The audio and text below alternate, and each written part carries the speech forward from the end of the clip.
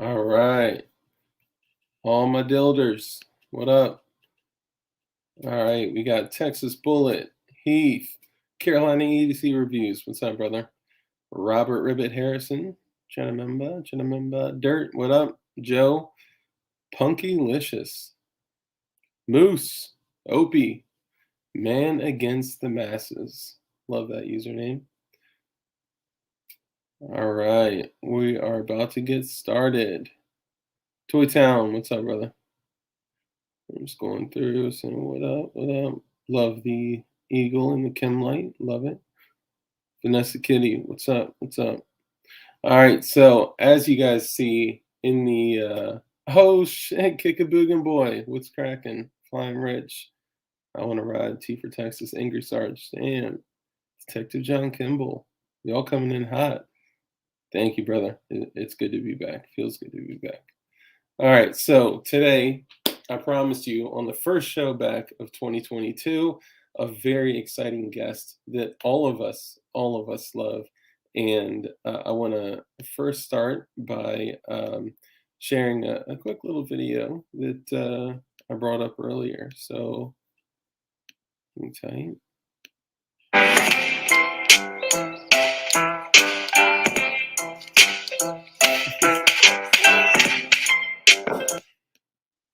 Oh man. Okay, sorry. And we have Mr. Print, Shoot, Repeat. Yo, can you hear me? My camera got delete. Hold on one second. Oh, your camera got zucked? I had to keep yeah, just like all my Instagram accounts, my camera got zucked. So I'm coming in with a little bit of drama here, you know what I'm saying? I gotta do it. You're good, man. You're good. I should have looked. I didn't even look down and see your camera was down. No, it's all good. I just, you know what? I was streaming with my I'm streaming with my Sony ZV-1, and I got it connected with the USB cable, and I think it should be okay without a battery. Let me see. It may be the service in the back cave, you know? No. You know what? I'm just going to go with MacBook. We're going MacBook camera. Sorry. Let's do it. Take all the time you need. We got a few key mod, and there we go. Yeah, there he is. Oh, the HK room is gone. I know. Hold on. I might have to set that up real quick. Go ahead. Sport brand with a key mod. The legend himself. What up? Safe line, what's up, brother? JC9 is cracking. Yeah, take all the time you need, man. We're a casual bunch. Hold up one second. I'm trying to figure out how I can get the HK room back in here. God. Oh, there it is. All right, we're getting the HK room back. I will say that he had everything set up, and it's probably something I did. Sorry. Okay. Thank you. I appreciate that, JC9. Or I hate you, Google. Thank you. I miss you too. Yeah, it's been like almost 3 weeks. It's crazy. All right. Sport Brain says epic. I know. I couldn't believe it. Like when I was backstage with him, I was like, "Oh shit!" What up, everybody? I'm sorry. We're just getting some technical details. No, you're good. Straightened out here. Ralph says, "There we go." Nice. Back in the HK. He's back in my hood.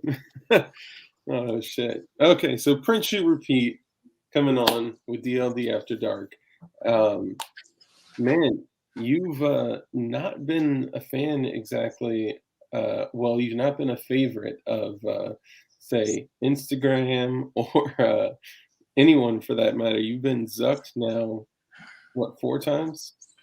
I'm on my fourth account, so three times, but it's only been Instagram though, which is interesting. I've never had any trouble with Twitter or YouTube or I mean, I haven't even tried getting a TikTok, but really Twitter and YouTube are the other platforms that I use a lot.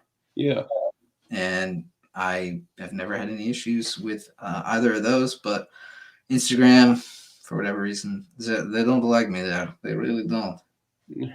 Dude, I could tell, and I think they're not fans of freedom, so I could see that.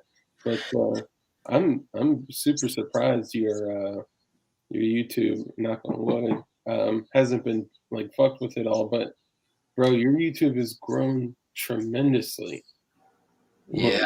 what are you up to now with subs and shit? Um, I I have been just filming, printing, shooting, repeating. Yeah, Um, if I'm not printing or shooting, or repeating, I'm editing and making songs and stuff. yeah, That's I do everything on the channel. Every once in a while, very occasionally, I'll have someone come and help film, but it's mostly just solo. So I'm working on getting yeah, just getting content out. I'm trying to do at least a video a week now. So it's the YouTube grind. But yeah. it's fun. It's a lot of fun. It's been amazing. I'm super grateful for all the growth that I've experienced in the last year. I mean, it'll be a year on January 28th, and I'm almost at 200K. So Damn, that's crazy, bro. yeah, That's We just hit a year, and we're just over 2,000. So, congratulations, you've officially surpassed us by 100%. Or, or, well, I mean, or everyone's got their own path, no, man. I mean, honestly, I think it's great, and I think it's been the huge, explosion in people that are getting into printing, which is fucking incredible. Like that's huge. What got you into printing, and have you always been into firearms? I mean, I've always had a curiosity about firearms. I grew up in a family that really didn't have firearms, didn't necessarily love firearms. So it's and I'm kind of I think I'm kind of warming them up, but they certainly are not your typical family that just they're not gun people. So I kind of had to go my own route to find that as an interest and get into that. So um I would say probably I don't know 4 or 5 years ago I kind of started to get into guns and would go to the range with friends and Mhm. um, yeah, and I started to do more shooting and started collect guns and whatnot, get into the culture of it and so it's pretty new. So I mean I've always been going to the range with buddies for a long time, but like kind Yeah, of owning guns and shit. But that's been more recent. But the printing has just been really just the past like year. It's just been damn. about a year. Same about like as soon as I got the printer and like my I don't know fifth or sixth print on that printer was the Glock, and I filmed that as my first video. So Yeah, it's been not that long. that's It's the one that's in your intro. yeah, that's the one that's in the intro. Yeah, yeah, Nice. So the family is not necessarily printing and shooting and repeating, but you no, said we're kind of drawn into that. That's kind of similar to my situation, but I will tell you, I've kind of eased my family into it as well. So I'm hoping that'll happen with you too. But so, what kind of drove you to like, I guess, make the channel? Is it to get out like freedom? Is it entertainment? Is it to encourage others to print, shoot, repeat? To what's I guess what's driving you? well, I think it's I think if there's one thing about my life and like what I've been into my whole life is, and that's been entertaining people and it's been in film making and music. So I've been doing those things, filmmaking and music, since I was can't even remember. I was like 6 years old and had Yeah, borrowing my dad's camcorder and making movies and shit and just being a total goofball, in front of the camera. So that's I've awesome. always known that that's I would say more than anything is kind of what I've been doing, and editing and shit. I've been doing that for many years, and making music. Yeah. So I think I kind of just found like, oh, this, guns are sick and it would be cool, because I don't think that anyone is doing like this kind of content with 3D printed guns. It would be cool if I kind of just like swooped in and like became the dude, Yeah. and just put my spin on it and just kind of add my, my comedy and shit. I think it's the coolest shit. I mean, it's kind of obvious given my content and whatnot, but I just think it's a really cool development of, application of technology and just 3D printing in general, not just 3D printing guns, but 3D printing in general is like pretty cool, revolutionary manufacturing form of manufacturing for, the masses. It's obviously, Um, there's little, it's got a long way to go, but it's pretty incredible. Man, just the amount, like, what I've seen it go from over the last like few years is remarkable. Anybody can get a Ender 3 for less than $200. That's crazy. It's nuts. Yeah. Yeah, and a roll of filament, well, it depends on what you're getting, but it's very affordable, and you know, I I I think one of the things that you probably realize that you do this, but even like not just your type of entertainment, but what you're doing is encouraging others to get out and print freedom, build freedom.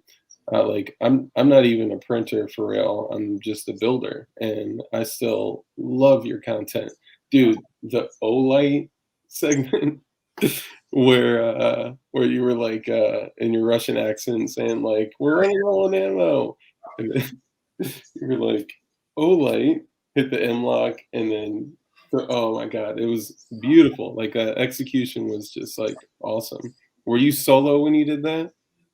Thanks, man. First of all, yeah, thanks. I appreciate that. Yeah, it was solo. I that took to film. I mean, that took about 5 minutes to 5 or 10 minutes to film that. I was just that actually. I'm thinking about releasing that episode. I'll probably that episode will probably come out tomorrow. I was thinking of doing it Monday, but I'll just drop it tomorrow. So if you And guys have time on your Sunday chilling out and you want to watch some PSR, I got another episode dropping tomorrow, and it's on an OLED. It's about OLED. So damn, you heard it here first, y'all. yeah, new episode premiering tomorrow. So yeah, I appreciate it, man. Yeah, that was fully solo. Dude, that's crazy. That's how I can tell people have like crazy level creativity when you're out there just by yourself, like, I wonder if this will work. That's great. Yeah. And Ralph is gonna love that shit. Oh yeah, yeah. Well, yeah. Stay tuned to see if it survives. I put it through shit that a flashlight really shouldn't be put through. So just keep that in mind. Yeah, yeah. I could imagine. Yeah, whole lot of shilling, Yeah, yeah. I mean, of course, like full shell. full shit. Um, Kurt Schilling. Corn Pop asks, ask him if he's ever thought of doing a 3D printed Tech 9 lower. I think that's out there, right? Yeah, it is. It is. I think it's called the. I think the official name for it is the Ghetto Blaster. I think there's a Joshi Washi one too that's got the. I think it's the Philadelphia or the PA Attorney General, whatever his name is. I don't know. Josh Shapiro's face on it. It's kind of Bro, that is epic. yeah. Did you hear about all that noise with them shutting down JSD from the gun shows And they bought the show. Yeah, that was pretty based. yeah, dude, fucking Jordan is a big friend of the channel. He's awesome. So as all you guys know, make sure you go to JSD Supply. I got your affiliate link in the cut. So yeah, admittedly, like I said, I'm not like I'm into printing, right? Like I have a printer here, but I couldn't get the shit to work, and a viewer was like, I just got an Ender 5, so I'll just give you this Ender 3. Um, if you were to, if you were me starting over, like what would be like your first print? First print firearm wise? Yeah, Firearm was. Because I mean, I guess I'm supposed to do a little Benji or whatever, right? Benji. Yeah, or calibration cube or whatever. Yeah. Yeah. After you got your settings dialed in, if I was going to recommend a first print, I mean,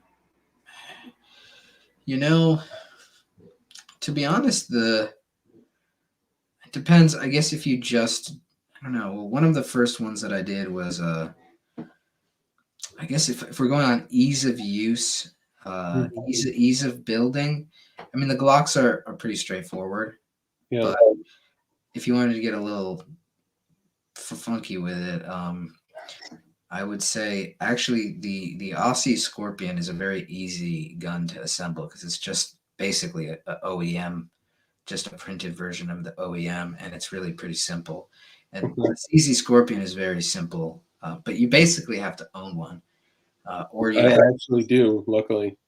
yeah. So if you're not too afraid to take it apart, there it is really it's a fun gun. I mean, it's just basically just like an OEM Scorpion. It's just comes in two halves, and you print each Just half. don't print it in PETG, right? Yeah, or glass filled nylon. In my experience, actually, so the one that did shatter or did the one that did break on me, which was very safe actually, but uh, Yeah, it that was the safest, like, catastrophe or not, catastrophic catastrophic failure. failure. Yeah, that was, like, remarkable to watch on camera. Yeah, it was pretty chill. The main thing that I did wrong was I printed a version of the receiver that was specifically thinner, and it was like supposed to be meant for like if you were going to make an injection molded part or something like that. They said Uh, that it was okay with nylon X, and that's why I printed it like that. But it ended up obviously not being okay, and I never actually had very much luck with that glass filled nylon. But I did do an episode on a glass filled nylon Scorpion that did run. yeah, I do remember that. It's like a short micro K kind of style version of the Scorpion, and Yeah, that never broke, and I put a few hundred rounds through it. So it's I would just say print the reinforced one either in PLA, preferably PLA. I would just do that. I mean, the cool thing about printing the Scorpion is you can print it in all these wacky colors. yeah, yeah, And like, because it's a gang of different parts. Like, it's not like I saw Invader Zip in there. He's gonna be coming on soon. He did the arc, and I mean that's kind of like your lower is this color, your upper is this color. Whereas the Scorpion, you could do, I saw who is it that does the wildberry shit? well, oh, that was a Mod 9, I think. I think that was a Okay. yeah. I saw someone that had like a purple something Mod 9. That was cool. Mod 9s are really cool too, but that's a little bit more of an advanced build, Yeah, I would say. There's nothing easier actually, and especially if you already own a Scorpion and you want to just use the lower already, because the lower is not the regulated part. But yeah, obviously, if you own a Scorpion anyway, you can own a gun. But the upper part is so I mean, you just bolt it together, so there's doesn't really get much simpler than that in the end. yeah, And that is the right side of that right half of that gun is the firearm technically. So yep, I mean, there's you could it would be funny, but you could if you could swing it. I don't think you can, but it'd be funny if you just printed literally the right half and everything else was like OEM, because that's basically you can do that. yeah, Everything shipped to your door except for the right half of the receiver. dude. Easy actually had shit in stock. Yeah. So Philip is asking about the Glock bullpup. Does it work? Yes, that's a Control Pew project that Flying Rich is like involved with, and yeah, it worked. Control Pews worked. His is like pink, purple, uh, black. It's a whole bunch of different colors, and there may be a glowy blue one being printed right now. For all you know, Real quick though, we got Ned's Dead send us a super chat. Discord crew incoming. That's my dude. Ned's Dead is my moderator of Discord. He's Oh a no shit. OG PSR gang. That's what's up, man. Of the PSR gang. That's awesome, man. Thank you for coming, Edstead. Thank you for the support as well, and appreciate that. So we have a couple other folks coming in as well. I'm going to go ahead and share that link for them. And dude, I'm also super impressed with the fact that I used to make music on Fruity Loops. Oh, nice. And, yeah, I just seeing you go through. Oh, hold on. Hi, long time PSR, long time PSR listener. What's your favorite flavor of Airhead PSR? Oh man, that's tough. They make like a blue one. I think they do because I think that's the one that I haven't had one of those in a long time. I'll tell you that. Yeah, dude, I haven't had an Airhead since I was like fucking 13 years old. Yeah, it's been a while, man. But if I was gonna have an Airhead right now, I'd probably just go with the blue raspberry, whatever the heck that is. I think that's the truth. That's the one. All right, I had to just send that invite out real quick. Yeah, now, did you hear? I'm almost certain that you heard that. And thank you for that super chat, by the way, brother. Appreciate you. Yeah. Did you hear the whole mod thing, and what has become of that song within our little community here? I heard, yeah, they were saying that they had to just tell you to shut up because you couldn't stop singing it. I'm so happy to hear that, man. Dude, every time somebody super chatted, I was blasting it. Oh, which by the way, I forgot to show the other video. When we went to the Oaks gun show with JSD, I had a plate carrier and it had Christmas lights woven all through the molly on both sides. And I connected this speaker to the molly, and I was literally just walking around this big ass gun show blasting key mod. And at first everybody was like, "Oh shit, key mod," and after a while everyone was like, "Dude, all right, we get it." Then I just switched to the look at the height of a boar. Oh yeah, sometimes you have to do this, yeah. The key mod is way too much. Honestly, that's what I love though. Like, dude, you could tell your creativity is just nuts because your accents, the way you're just quick-witted with everything, the way the music you've come up with, dude. I've been blown away, man. You are like filling this such a unique spot as you're crushing it, man. Thank you so much, man. I really, really appreciate that. I'm always stoked when I hear people are like vibing out to the tunes, and it's always very good to hear that. And I'm stoked. I didn't really people have been asking me to drop that song, and it's literally just that section. So I guess I may have to like make a full version, and you're gonna have to come. You're gonna have to just fuck everyone up again when I drop the full one just on repeat and just annoy everyone again. Dude, the longer the better. Speaking of playing PSR songs, so Striller, thank you for the $20 super chat. Dang. Shit. Is that one of your people's? I've heard that name, definitely. I think so. I mean, either way, that's tight. Thank you. Oh yeah. I believe it is. Ned's Dead said Striller, you Chad. He says cutest Glock instrumental, true banger. So I guess that just means I'm gonna have to do it again for the super chat. Thank you, fam.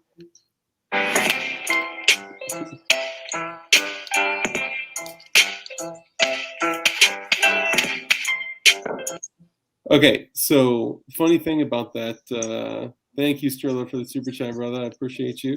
T for Tejas, I love what both of you are doing, and White Mystery Airhead is the best. Key mod.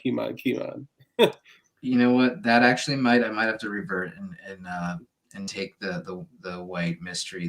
The non-dye airhead is actually probably better for you. It's probably the healthiest option. Probably, yeah. And you don't know what it is, even though it really kind of tastes like white cherry or like that. You know what I mean? Oh yeah. I know that flavor. Yeah, Yeah, it's pretty good. Actually, I yeah, remember that now. Yeah. yeah. But T for Tejas, thank you, brother. I appreciate you. We got one of our additional special guests backstage. I'll bring him up in a second. But funny story about your video there. That song was jacked from you, wasn't it? I know it was. It was some Yeah. dude in Brazil turned it into a song, but you know what? I can't really. I figured that would happen at some point, so I'm actually kind of honored. Dude, the beat is ill. Like Thanks. that shit rocks. Yeah, Like that little bit of like classical, of course, with the dainty. What is it? Is that a Hello Kitty keychain on the Glock? yeah. I think so. Something like that. Yeah, that's one of my girlfriend's charms. Fuck yeah. Oh, so there's a Miss PSR as well. There's definitely a Miss PSR. Yeah. Oh, that's right, man. I've seen in some of your pictures on or well, one of your pictures. It was a Christmas picture, I think, on IG. With the cat. Yeah. Yeah. Oh, and I noticed you took the cat out of the name, so it's no longer. It's just print shoot repeat now. I wanted to just start low key so that I didn't get zucked again. So I thought it was my cat. Man, I thought I was going to continue seeing. I might bring the cat back occasionally. You know. Just print a cat here and there, and you should be okay. Yeah. Totally. We have Mr. Snow in the flesh here. What's up? Hello, gentlemen. Hello. How's it going? There is an excellent calibration cat out there in the world, by the way, for a 3D print. That's the first print I ever did, actually. Not the Creality cat. Let's be clear on that. Oh, okay, not the Creality cat. All right, fine. No, so there is on Thingiverse, there's a calibration cube that is shaped like a cat and a mouse. Now we have cute stuff that actually has caliper ratings off of it that actually makes sense and has overhangs and all kinds of dope angles on it. There's some pretty cool calibration stuff out there that's not just a benchy or a cube. Dang. Okay. I was not aware. I'm gonna have to get in on that. Is this like the I know Petey Ralph is gonna have to get in on it because he's got like fucking 12 printers now. Yeah, and I love Mr. Snow. I love that like in every video you post on Instagram, you can just hear your printers like fucking buzzing in the background always. There's a few of them around, man. Yeah. Gotta love that. What are you sipping on tonight? I got an 18-year Johnny Walker. Nice. I have my JSD shirt on now, Mr. Snow. Says Bob, not me. I got my semi-auto keep. I was a little confused there for a moment because you're not wearing a JSD shirt. Hey, and typically I'm rocking a JSD shirt, you know. And Invader Zip, what's up? PSR and DLD, are you guys making it L2 Makers Match this year? I will not be. I have a almost 5-year-old now, and you know what? I've made the decision to spend a little more time with her. Little behind. So I actually brought my kids last year. Did you really? Yeah. So I have a last year they would have been 5 and 9 last year. So and they were there for like half the day, cheering on, watching the gunfire, and having a good old time, man. Hell yeah, that's awesome. My 10-year-old desperately wants to design a gun. Jeff and Bose, what's up, brother? What's going on, bro? Man, what up? PSR, Mr. Snow, what's up, guys?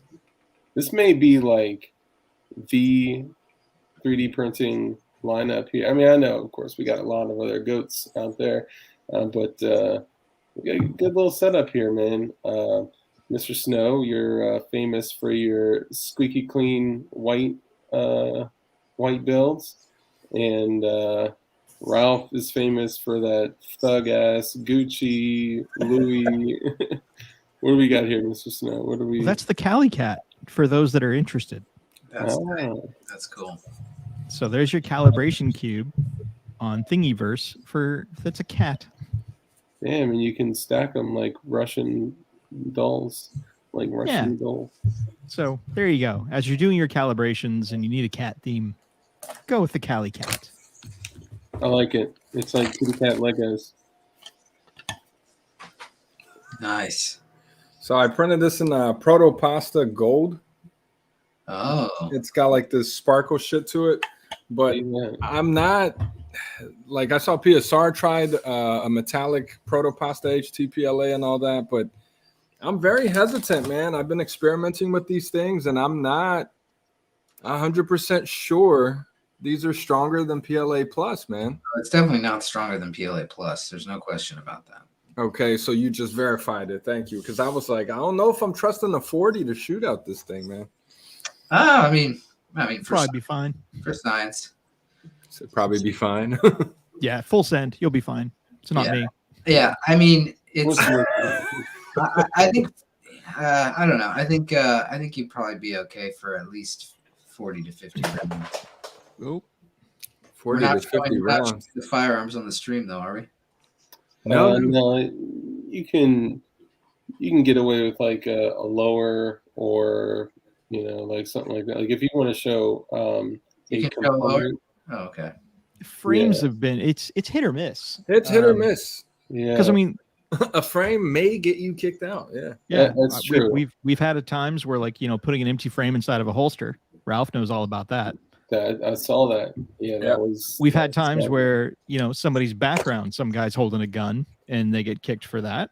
So now I don't include the hand in the roasts anymore. If somebody shows a picture with the hand, I'm like, Yeah. sorry, bro, disqualified. All right, I didn't mean to be the feds over here being like, Not "No, at all. You're good. handle that firearm, sir." Well, Yeah. that's the reason you have the big channel, because you're watching out for us little guys. So we appreciate that. Yeah, you know what? Now that I thought about it, maybe I shouldn't have put print shoot repeat in the in the title, because now they're gonna fuck with us. Immediately not monetized. I know I didn't even go back and check. I'm not even gonna fuck with it because. I want to know from you guys if you think I should try to monetize my channel. I haven't done it yet, but You would make bread, bro. But if you have a sponsor, I don't even think it's worth it. I mean, I don't know what your sponsor is paying you, or if they're paying you in parts and shit. But Mr. Snow, what do you think? So I have a monetized channel, and I have been honest and forthright with YouTube and followed the terms of service. And so I had 500,000 views when I looked at my year in review for 2021, and I made $104. Wow. Yeah. For 500,000 views? 500,000 views got me $104. Now, how did that translate as far as like how many videos you got demonetized? Oh, all of them. Oh, really? Well, they're not demonetized. They're limited monetization. Yellow So mark? it's the yellow, which means Yellow we can mark. still get revenue from so YouTube. little. Premium. YouTube subscription servers. You can still get super chats, but even super chats, with the super chats, you realize YouTube takes 50% of that. Oh, really? Yeah. So I think Ralph's got the better deal of it. Of to hell with all that stuff. Flash a Cash App direct. You want to send me money? Here's my Cash App. Throw me a tip. I think the things like Ko-fi out there. Buy me. Tip me that way. Affiliate links. I've made more money on affiliate links than I have ever with YouTube. Oh yeah, totally. Word. Yeah.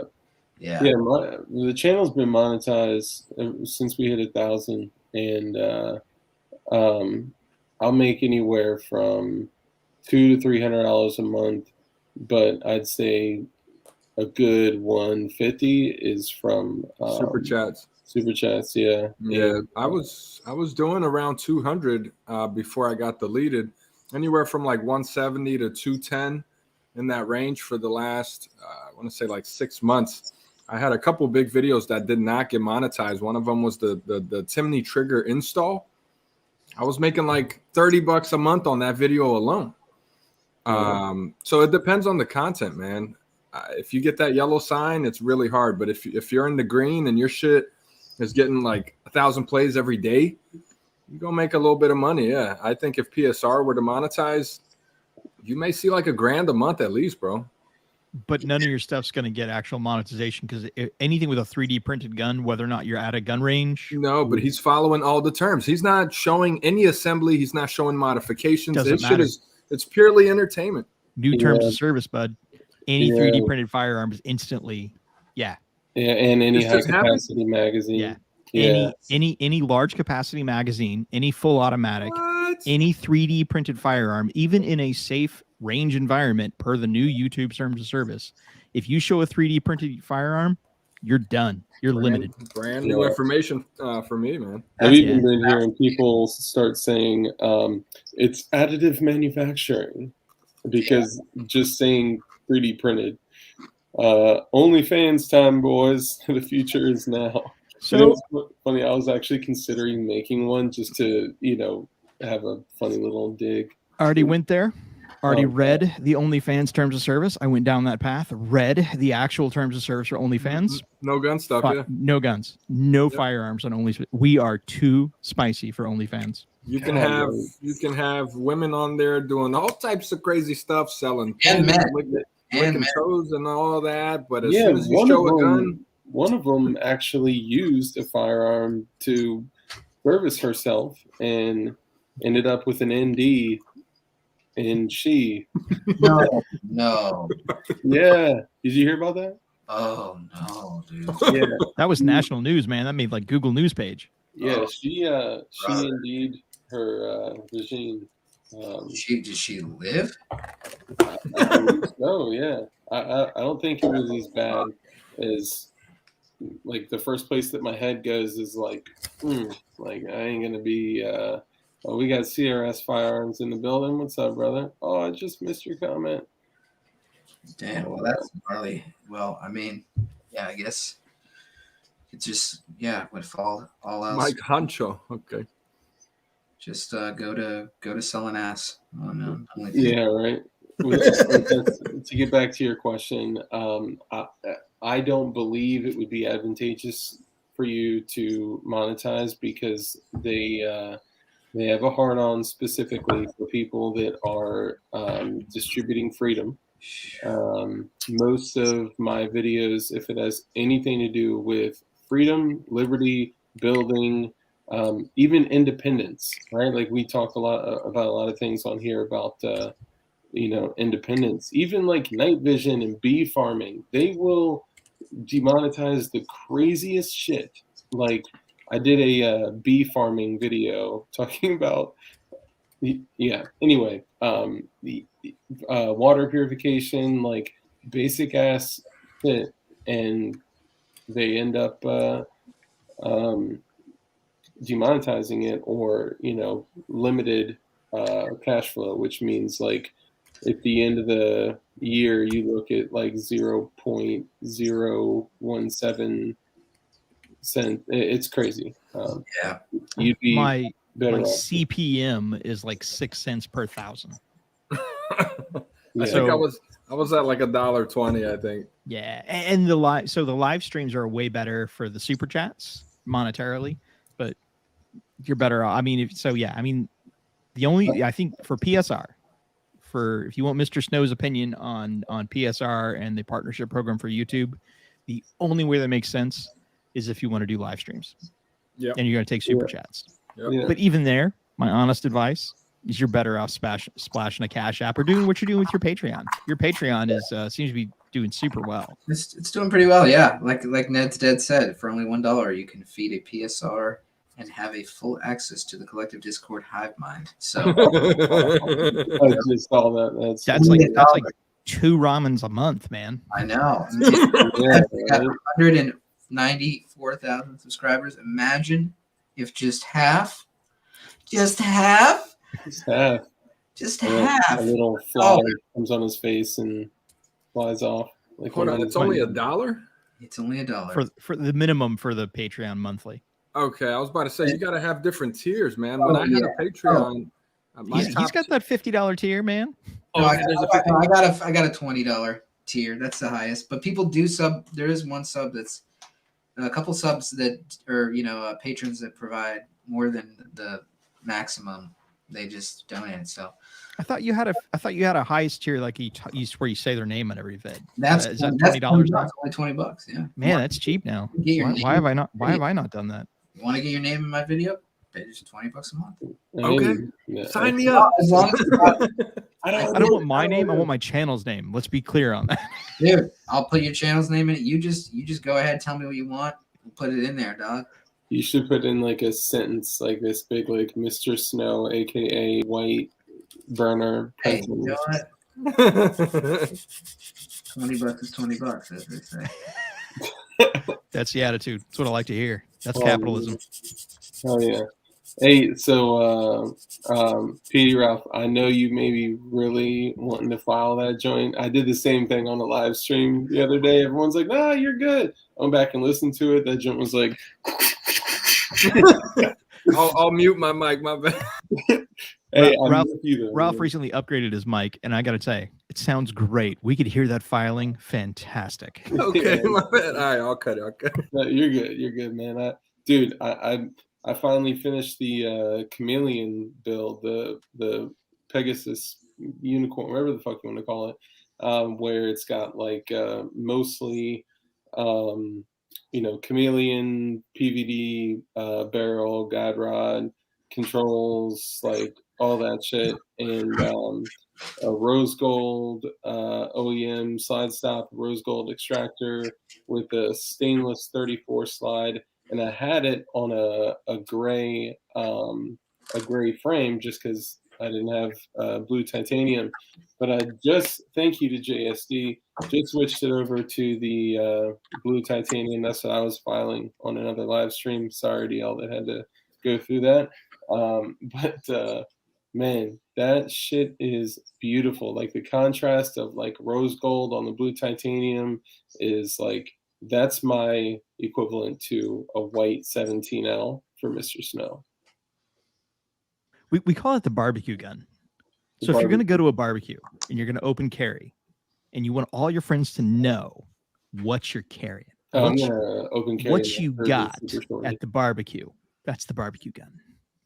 Hey, I heard that some echoes of a 3D printed receiver for a shotgun. You guys know anything about that? Well, there's tons out there. So there's so Jeff Rodriguez is kind of the king of the 3D printed shotguns. He's got the Liberator 12K is his website, and he's already got that kind of done. But he was what the dude in the Vice, whatchamacallit, right? But he was in there, I think. Yeah. I'm going back to red here. Sorry. So, but what I would like to do is, so Jeff Rodriguez has been working on like the 12 gauge 3D printed, no gun part firearm for like 8 years. And he's done a lot of really great work. But then you've got this old, not this old Tony. Oh my gosh. Suckboy Tony has been working on electronic ignition black powder with his BA50 for a while. I really want to marry the two of those together. So, and have a electronic ignition black powder shotgun that's all 3D printed. Damn. And that's where the Gattle prod came from. That was a total distraction as I was working on electronic ignition for black powder. We got the Gattle prod. Nice. Oh, that shit's attached by a Picatinny rail? Yeah, dude. It's just a simple attachment. Oh shit. There's a little momentary button right there. Bro, I literally thought you like built it, just flowed so nicely into the lower. I thought that shit was whoops. I thought it was part of the lower, like built in. Yeah, no, you can attach the sticker or anything. And then, eventually we're gonna do some other things. Like I'm really excited about the electrified narwhal tusk for your M4s. 3D printed narwhal tusk bayonet that's then electrified. Okay. There you go. That's pretty awesome. Yeah, that's classic right there. Black Diamond Guns and Gear, what's up, y'all? The Joshes have graced us with their presence. Thank you. Appreciate y'all stopping by. So PSR, some of the things that I've been super impressed with is because you see everybody doing these Glock remixes, Scorpion, like all the shit that we kind of started to hit on. But something that I don't see a lot of people going to is like the 3011, the high powers, dude. The high power, the FN, the purple FN, that was a fucking beauty. I got mad respect for putting the work in on something like a high power. I didn't design any of those to be 1000%. That was all Ivan, right? Yeah, that's Ivan and Vin and TMS. So we just had him on the show yesterday. He gave the whole breakdown of the Yeah, he showed the whole rainbow too. Well, he explained why there was 6 different ones, because apparently there's like different ones from every country. So he got different variants to make sure that they all worked with that lower. So he like tuned the lower so well to make it work with pretty much any high power kit. So that's why he bought so many different ones from different countries to make sure that they all work, or at least that was my understanding. There's 2 main versions. There's the FEG and then the Browning spec, and they're 2 different specs, and he designed 2 different frames around each slide parts kit. So it's a lot of work. I got to shoot both of them when I was visiting Vin and shot a video on it, which I'm going to be coming out with soon. But I really want to do a 3011. That's definitely on the list. There's a cool remix. So ugly. There's a cool remix with an actual I saw Bulligan's dropping it, yeah. So I'm probably gonna print that jaunt because it's pretty. I think it looks pretty cool actually. The remix. I appreciate the amount of like the thought of doing it with a fucking AR fire control group was genius. Yeah, like that's crazy. I never would have thought that would even hit you know what I mean? Like it just didn't even register. But I will say, though, it is dope. Though I do like admire that amount of ingenuity. I just feel like doing it with a high capacity firearm like a Glock would be, I don't know, a little bit more advantageous, almost like a whatchamacallit, the Flux shit. The Invader PDW is where you're going with that. Yeah, thank you. Yeah, sorry. So that is what the filing is. I'm trying to get my break because Mr. Snow dropped this cool ass video earlier today with the suppressor, and he was all button brace. It works. Boop, boop, boop. Yeah, it popped all the way out, and I was like, man, I want my brace to pop all the way out. I mean, yours did on your last one. Right? So I built a new one because I torture tested that one and it melted the insides. So I wanted it again. So I built a new one. Yeah. And it's so much work to get the brace to pop out, bro.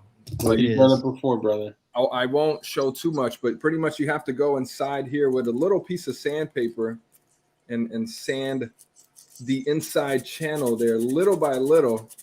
That's what that noise was. Is it thin enough to get like a flat so this is my smallest file and it doesn't fit in there. Damn. Yeah, so you literally have to roll up a little piece of sandpaper.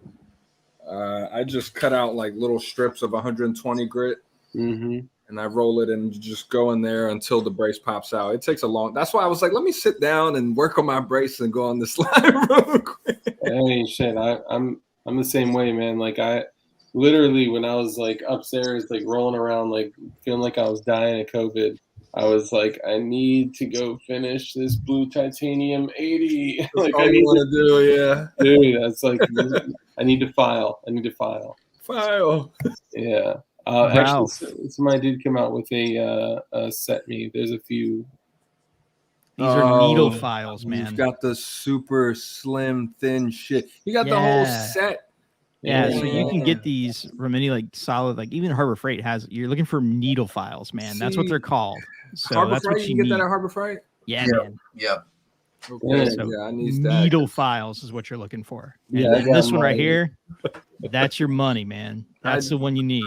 I do it the Brazilian way, man. Just whatever is laying around, we'll make the shit work. Yeah, I will give you another like hot drop tip is go to your local beauty supply and file. Buy your nail files and then take your nail file and then cut it in half. Or get one of the little cardboard joints, old school cardboard. Yeah. So just get that, and you can actually just cut it down to size, and then you can slip it right inside of those channels and go to town, man. It'll save you so much time. Right on. Right Hey, on. PSR, or if you're comfortable answering, what like general area of the world are you in? I'm America. actually all over the place. Right now I'm all over the place. I'm a little bit on the western part of the country. I'm a little bit part on the eastern part, a little bit of the northeast, a Okay. little bit of the west. A little So bit of the Midwest, a little bit of the Mideast. yeah, not much the Midwest.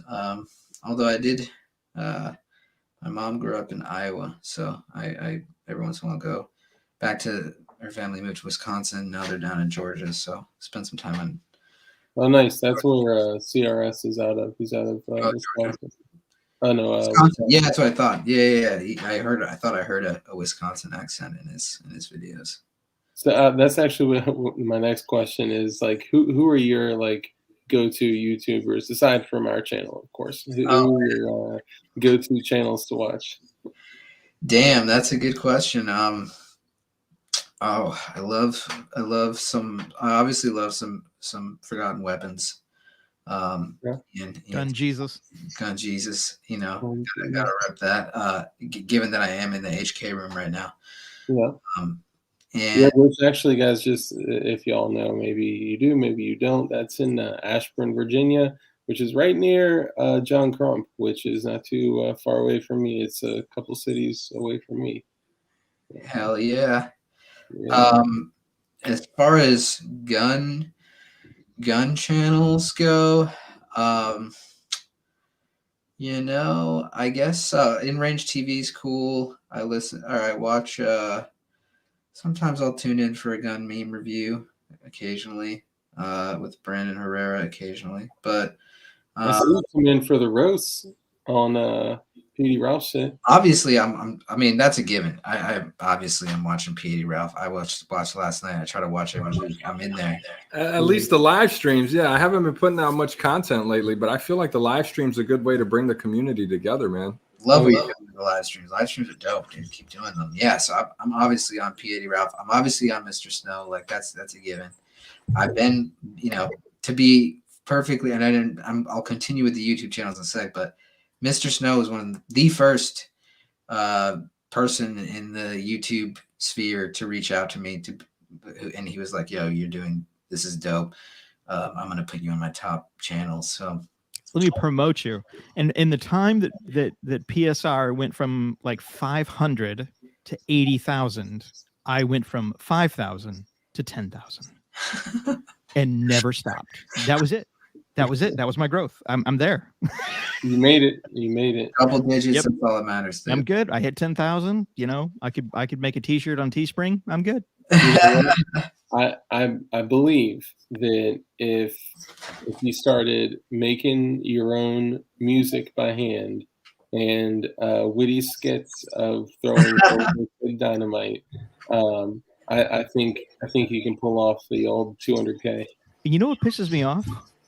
I was a piano performance major in college. Like I actually have like severe music skills that I've seen never shown. I mean, a little bit. I see sometimes you be ripping the guitar sometimes too. Yeah, you saw that he busted out the guitar. Dude. Yeah, I play like 7 instruments at a professional level. I actually play professionally at a lot of places, but I've just never done it for the channel, which is hilarious to me that I've never taken the time to make an intro video or any custom music.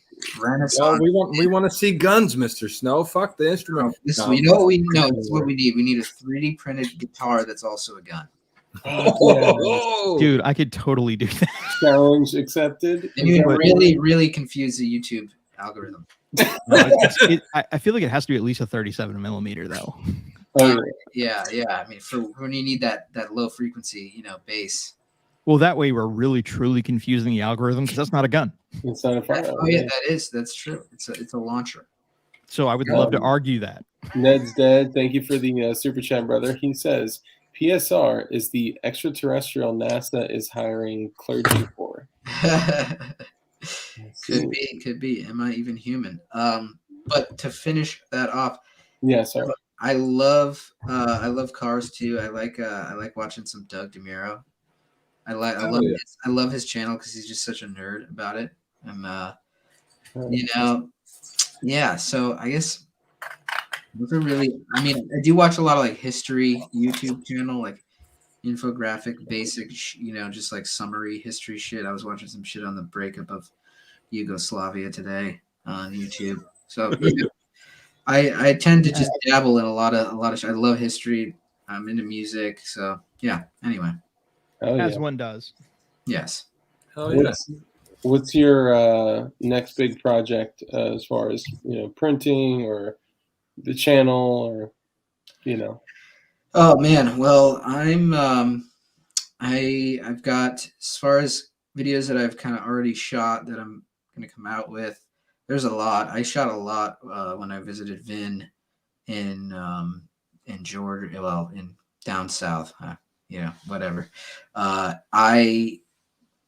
We've got the high power. We've got, Ralph is also like jerking it. Looks like. He's Sorry, it's moving. I'm sorry. I had to. My bad. I couldn't resist. I'm sorry. Yeah. So we got the high power. So I'm going to come out with a comparison video, a quick one of the wide open trigger versus the FRT15. I was able to get my hands on an FRT15. Nice. Lower, and it's not going to be printed, but I just wanted to compare the two triggers because people were giving me shit for being like a Big Daddy Unlimited shill. Oh god. So I figured, it's fair that I try, because I'd never tried the FRT. I'd only tried the wide open. So I figured it's only fair that I try it and give my. They're the same thing.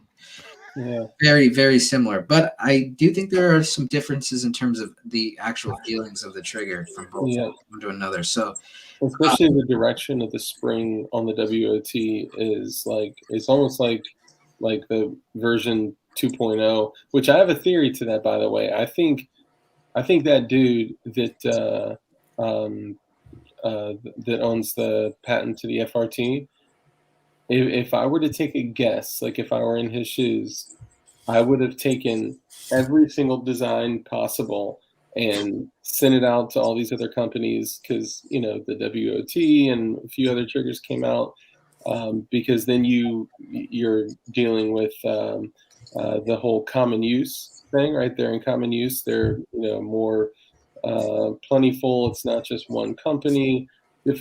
More difficult for the ETF to kind of stop.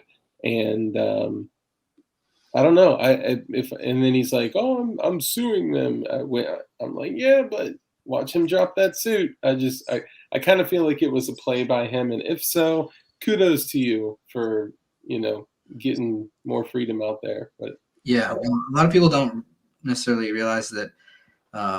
I think his name's Lawrence DiDomenico or something like that. The owner of Breed. I mean, I don't really have an opinion on a negative opinion on anyone in the situation at all. I think it's dope. The triggers are cool. That's a sick fucking invention.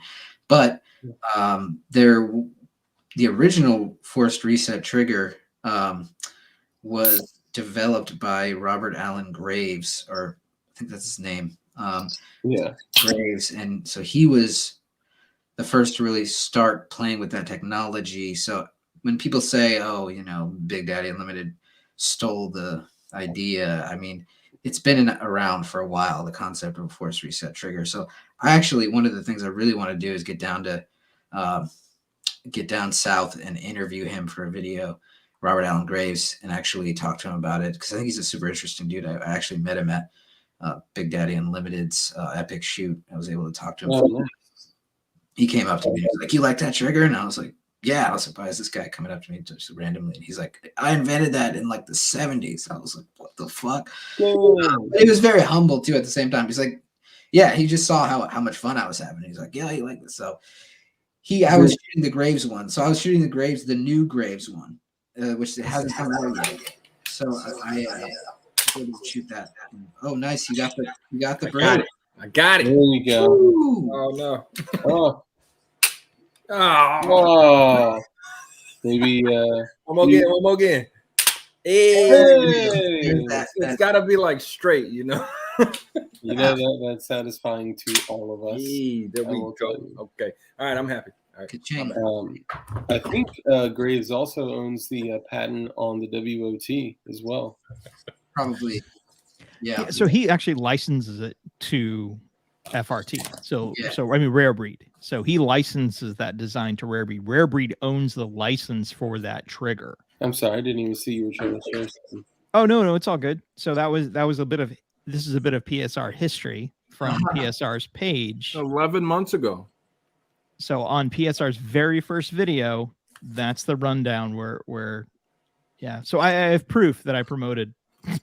Not that it's worth anything at all. He has proof, y'all. Yeah, so I'm going to completely claim all of PSR's success. That's I think what's funny? There was a dude back when PSR was coming up. I think he was under like 10,000. This dude reached out to me and was like, "Hey, bro, you know, we got to do some work and this and that." He's like, "I'm the guy who does the editing for PSR." And I was like, that's odd. I thought PSR did his own editing. So, you know, I entertained the motherfucker for a little bit. But then he says some shit about come through, we're going to record. And he wouldn't answer the FaceTime. And I was like, nah, I'm not going to just meet some random motherfucker out in the middle of the woods. What? Yeah. It was crazy, right? So I was with Jordan on the live, and I asked him, I said, "Hey, man, who does PSR's editing?" And he's like, he does all his own editing. And I think Jordan sent you a text that same day, and you replied saying, "I edit my own shit." And I was like, yeah, okay. I had the feeling that was a setup. I'm glad, you know, I went with that feeling. But somebody used PSR as like the excuse, I guess you could say. Yeah, I'm trying to use him as the in. Yeah. Don't trust anyone who says they do my editing unless I make an announcement. But I honestly don't think I could outsource my editing. If someone wants to volunteer or not volunteer, if someone wants to like submit their attempt at doing my editing style, they can. But I would say good luck. I that's one of the things I definitely, if there's anything that I'm kind of maybe slightly like have a lot of ego about, it's probably my editing. So how do you do that thing where the camera like follows the gun, like when you go up to shoot and then you bring it down, and even with the recoil, like the camera follows it? Yeah, dope. So it's actually all done manually in Premiere Pro. There's no app for that. It's just all keyframes, and sometimes it's frame by frame, so it's moving every single frame, moving a different point basically. So I actually, one of the videos I'm coming out with relatively soon is like a little bit of a edit tutorial, because I figured people would want to know, and I don't mind giving out my secret. It's not a secret, but just shows kind of like what goes into editing a video, because I don't think people quite fully understand. It's so much work. It's a fuck ton of work. Well, the good thing too is you can show people what kind of desk that you work on.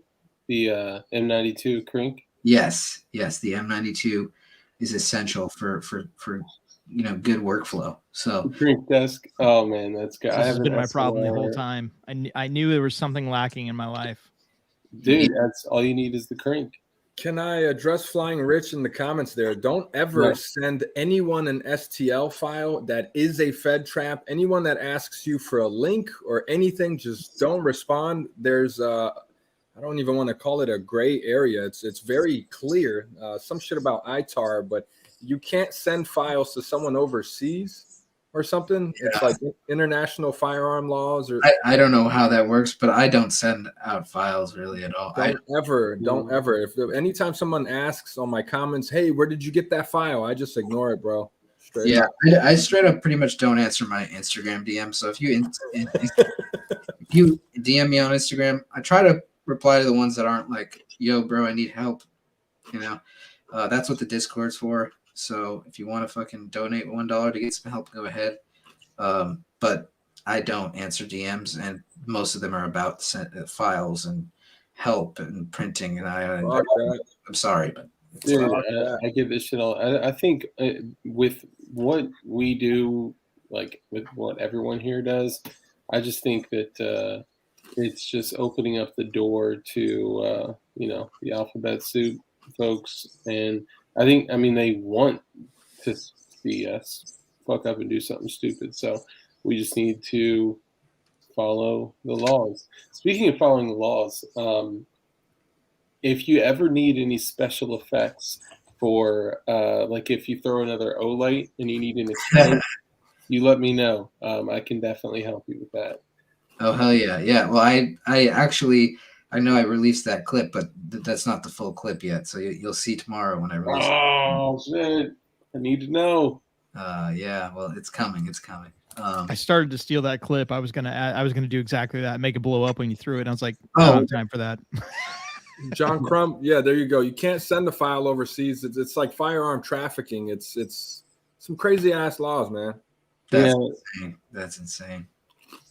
Yeah, there's would PETG be stiff enough to emboss leather with? I don't know. I never worked with that shit. I heard Probably yes, but I mean, yeah, probably yes. Wouldn't that like just totally like melt it and like nuke it? Oh no, your embossing is with pressure, not heat. Pressure. Yeah, but I mean, PETG would not be the best thing for that because PETG is rather, it actually under pressure it will squish. So if you want the hardest material there is, it's actually PLA. So straight PLA is actually the most rigid material from a 3D printer. But if you're trying to emboss leather, I would actually probably move over to a resin printer and just do resin. Oh, but she was asking Flying Rich. Yeah, she.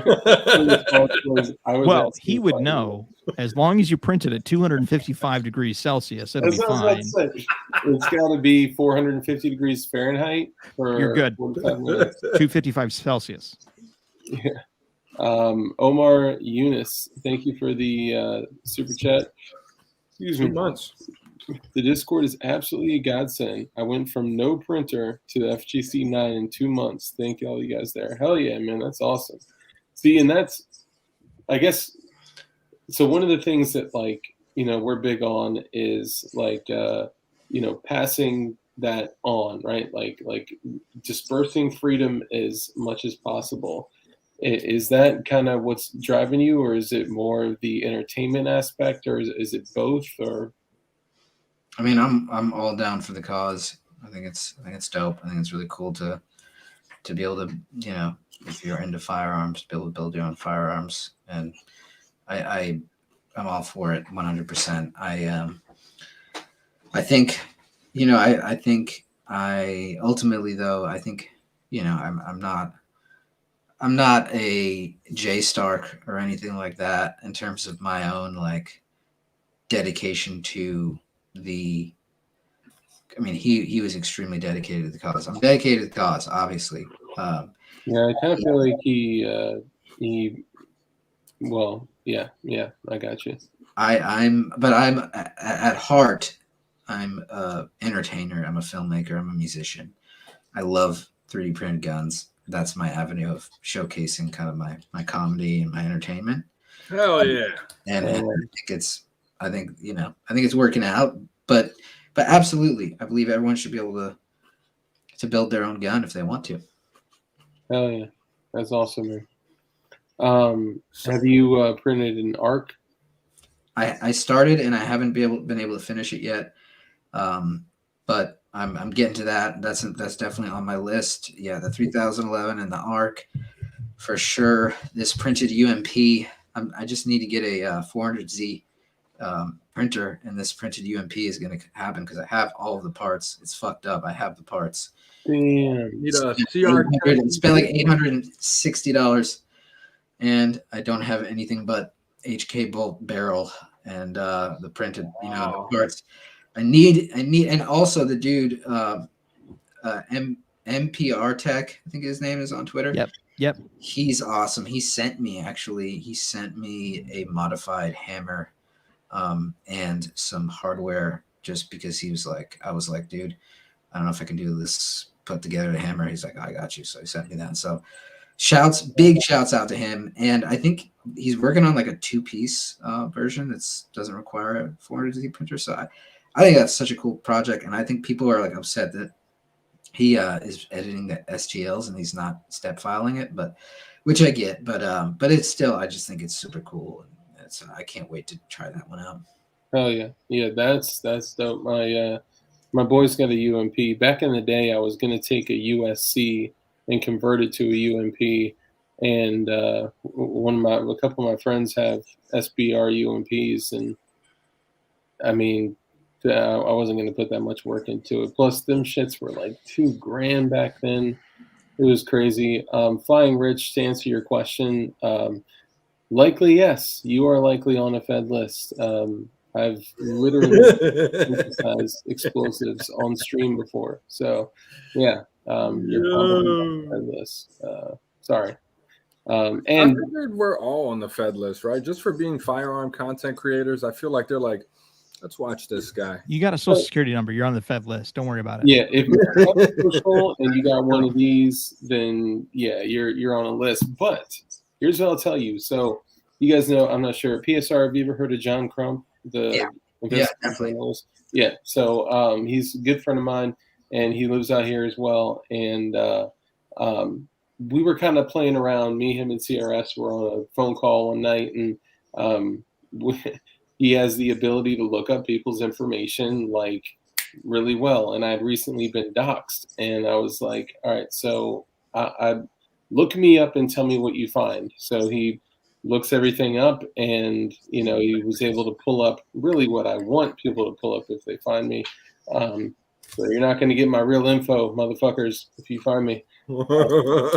I've worked very hard on that. But anyway, he was like, but you're on a federal watch list, though. And I was like, yeah, whatever, motherfucker. He's like, no, I'm dead ass. You're on a Fed watch list. And I was like, what? I was like, how the fuck am I on the federal watch list? Which one? He's like, yeah, you're on a federal watch list that says you're not allowed to be granted government contracts. Or I'm not allowed to bid on government contracts. I'm like, that's the weakest watch list I could ever think of.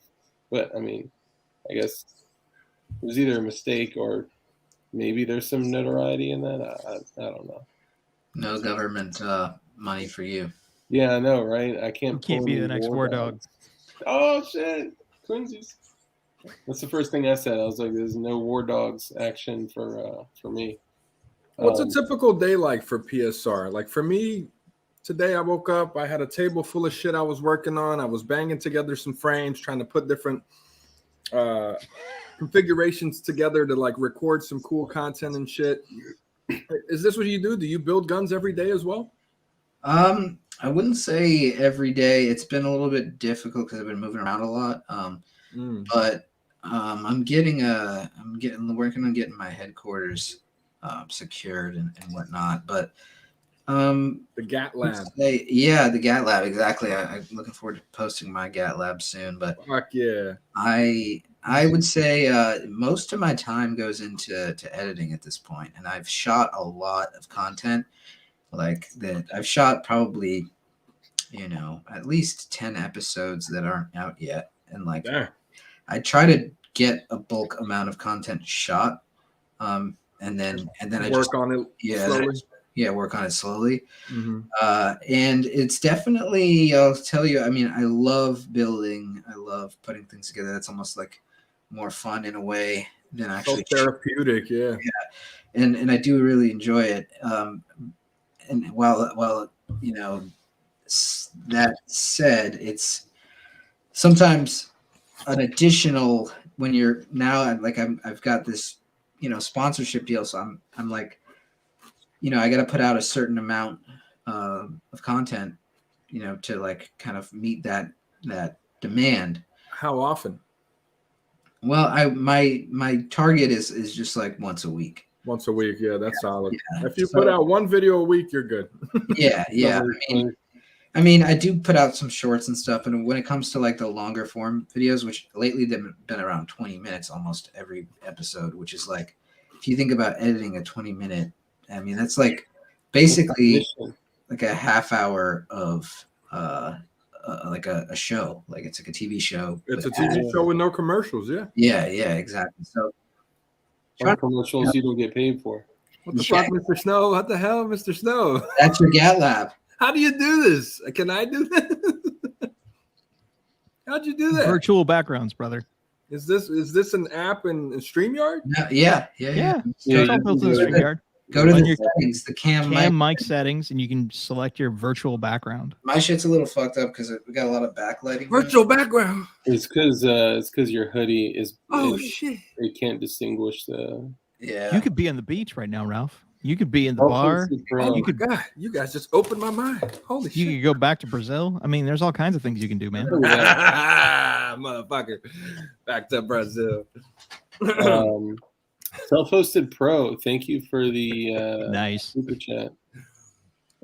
Discord crew represent. Keep up the amazing work, guys. Thank you. Appreciate that. That's one of your peoples, I guess. Hell yeah. What up? What up? It's still happening.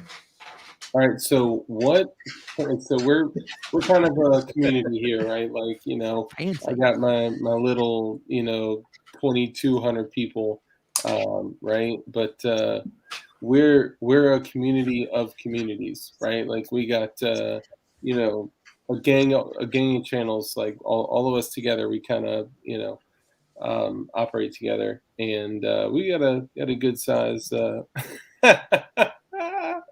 There's no flickering anymore. Dude, that was perfect. It looked like a little kitty face, like coming out. That's so dope. I had no idea that was there. I'm gonna play with that later. I'm gonna download some new backgrounds. You're gonna see me in some wild places. Pictures. Yeah, I was looking at it. But I'm not trying to fuck with it right now. Yeah. That's dope. That's dope. So I like to say, well, there's two things I'll say because I know I got somebody sensitive in chat. First, I'd like to ask, because we're a community, we all come together, we like to help achieve a common goal. What build are you working on right now that you need parts with that we could all come together and help you finish? Me? Yeah. Like what? Because I'd love to have like a DLD build. You know what I'm saying? Like if you have something you're needing parts on or needing to finish, like the DLD could help come together. We did this too. Like we had a community member who won an 80. And by the way, we're already demonetized. I did check. He had. Sorry about that. Oh no, dude! I put print, shoot, repeat in the title, so it was done from there. Sorry, don't do the partnership program. But yeah, he won like components from some something, and then he got a couple components from here, and we came together as a community to kind of help him so he could get his first blaster. So what could we do? I feel like, damn, that's so sweet and nice of you to I'm a sweet guy. to think of me like that. I feel like, damn, like I feel like I shouldn't be that. I mean, I'm never going to decline such an offer, but at the same time, I feel like there's people out there that maybe can't afford it, that maybe they can't even afford a 3D printer, and I feel like I would like want that. I would want that to go to someone that didn't have anything, maybe, then, because I got a sponsor, and I got a Patreon, all of my homies in the chat on my Discord supporting you, boy. I feel very supported in that end. But I mean, if we're going, we want a DLD like build and provided by the community of DLD to PSR, like I'm not going to turn that down. I would say, shoot, I mean, well, 3011 definitely want to get to doing that. I do already have a 1911, but it's a shitty one. It's like a Rock Island one, and it's like I don't know if I want to take it apart, but I guess it would be cool to take it apart too at the same time. I should take it apart. Just be very careful of that slide stop. All right. Shout out to Wave Slave in the house, bro. I was just about to say, Wave Slave. Let me go back here. Digital Life Concepts. Thank you for the super sticker. I hope you saw earlier that those 3D printed punch daggers that you gave me when I was like in bed dying from COVID. I keep a couple of them in my bag just in case I need some throwaway blades. And I reached in and the shit like jammed under my fingernail dude, it stabbed the shit out of me, and I took my hand out of the bag and that shit was dangling in there. They're sharp, they hurt, they work. But thank you, Digital Life Concepts, and thank you for the wound that I'll still be nursing. Wave Slave, thank you for the super chat. Saturday nights, I for dark, PSR, Ralph, and Senor Snow. Senor Snow. Senor Snow Blanquito. Hell yeah. Thank you, brother. Appreciate you, Wave Slave. So 3011. You said you got a Rock Island? I got a Rock Island. Yeah, very basic joint. Trying to think about other ones, like other pistol. I have so many kits that I shot Vin's high power, but I'm definitely gonna print my own as well. I have a slide and a kit.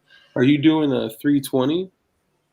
Oh yeah. So JSD actually sent me a 320 kit, like their MUP1 or whatever. Hell yeah.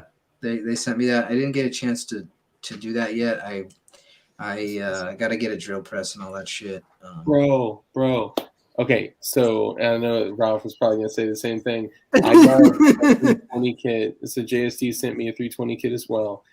I would love to do it like with you. I mean, not like with you. That's maybe weird, but you know what I'm saying. Like around the same time. Like if we can knock out the project around the same time, that'd be dope. But I will tell you, Ralph knocked his out without a press, and Putang, Bob and Jordan were both saying like, dude, if you use some cutting oil and that's crazy, bro. How none of that. So I actually even ordered another one just to make a video on it because nobody believed that it was possible. So I may do a video on it, but I don't. One of my bits actually broke because I wasn't using oil, but the bit broke inside there. So I need this tiny one. What you need, dog? What you need? This tiny one here. I don't know what it is. Let me see which one. I got everything I need except for a drill press. I kind of want to do it the drill press route, honestly. I feel you, but all right, my bad. Let me not. That's dope, though. I can't lie. That is dope. That is cool. And it works. Why you have the? I put over 500 rounds through mine. It's been flawless. Yeah. Wow. Carbide drill bits are your friend there. Carbide drill bits. I got the special bits. I got the there's a dude on bit kit. Yeah, I got the bit. I got everything locked and loaded. I got the cutting oil. I got the tap magic, fam. It's all. You're fine. Oh man, see, I knew I gave. So we did a big giveaway at the 2000. You gave it away. I gave away all that shit, and I'm needed it. And everyone was like, "Don't give it away. We want to see you drill that bitch." And I know I should. And JSD has just been a blessing. I appreciate you guys. I literally have like 4 guns that I have not built that y'all. I mean, yeah, I need to. Well, no, I built one. I got 2 more I need to do. Yeah, JSD's great. Jordan is, he's a blessing in the community, man. I think he supports anyone who he sees worthy of supporting, I guess is the best way to word it, because he does really help people that need help, man. So big shout out to Jordan, man. And he's fighting, man. He's involved in a lot that he would never, ever take credit for. And he's all about the cause. Yeah. One thing I will say, though, I think last night, I forgot who mentioned it on the live stream, but someone said something about the quality control. And look, man, you're getting these kits for way cheaper than you would anywhere else. If you've got to replace a firing pin or a safety plunger or a trigger, it's still going to be way cheaper than buying the shit somewhere else. So, yeah, some shit may need a little tweaking. You may need a sand here or there to get that, 100% cycling. But for what it is, a basic starter kit, you can't beat it. Yeah.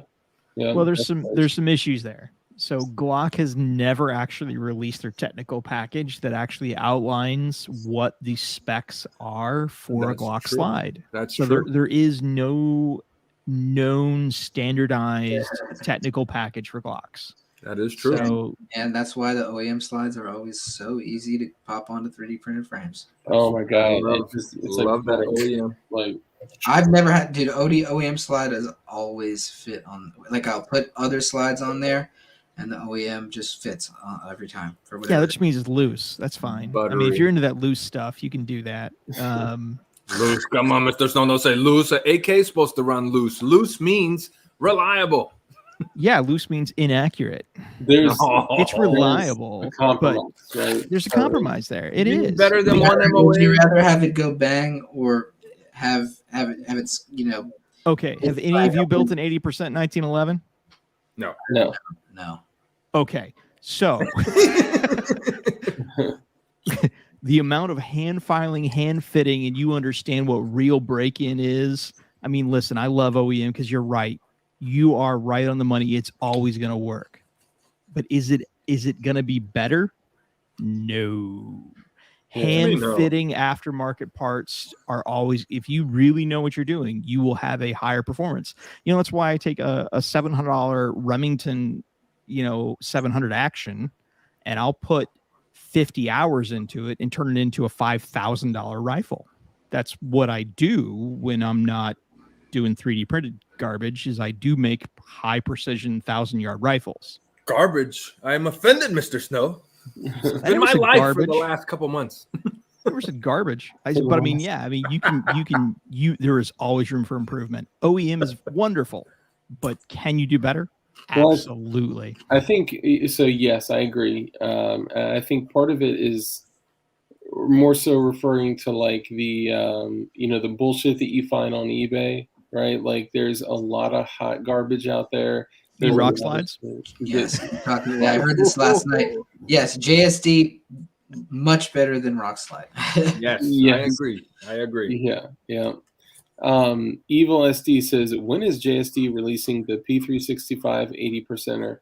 So they have a lot sitting at the Alpha Tango Foxtrot folks, and I've heard that it may be reintroduced at a large event that is around this time of year.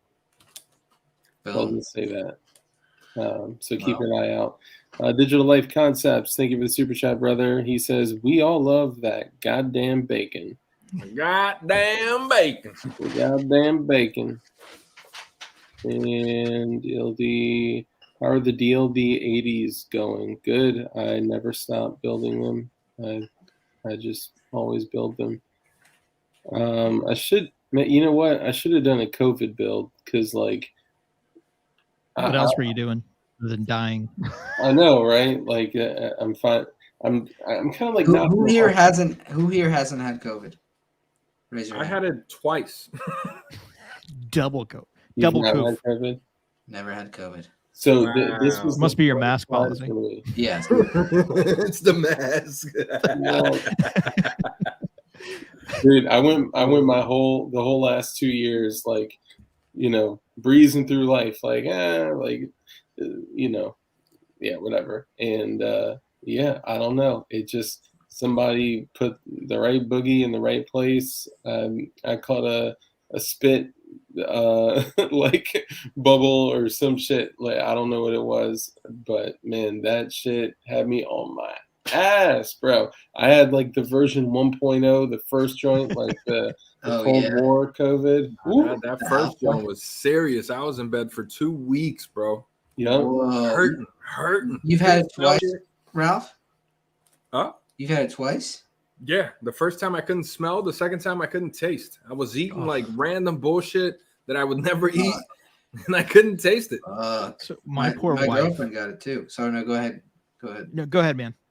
Oh no, I was just gonna say my girlfriend had it too. She lost her taste and smell for like 2 months, but it's crazy. I was around her and everything. I didn't get it. I don't know why. So that means you're immune, because my girl at the time was the same way. We were sleeping together and everything. She was taking care of me. She tested negative like 10 times, bro. Yeah, Never same got here. it. I don't know what Never the got fuck. it. I guess I love Could just be an Oh, yeah. asymptomatic PSR. Also, yeah, asymptomatic PSR. But you know what's some even crazier shit, bro? Got it from Ralph.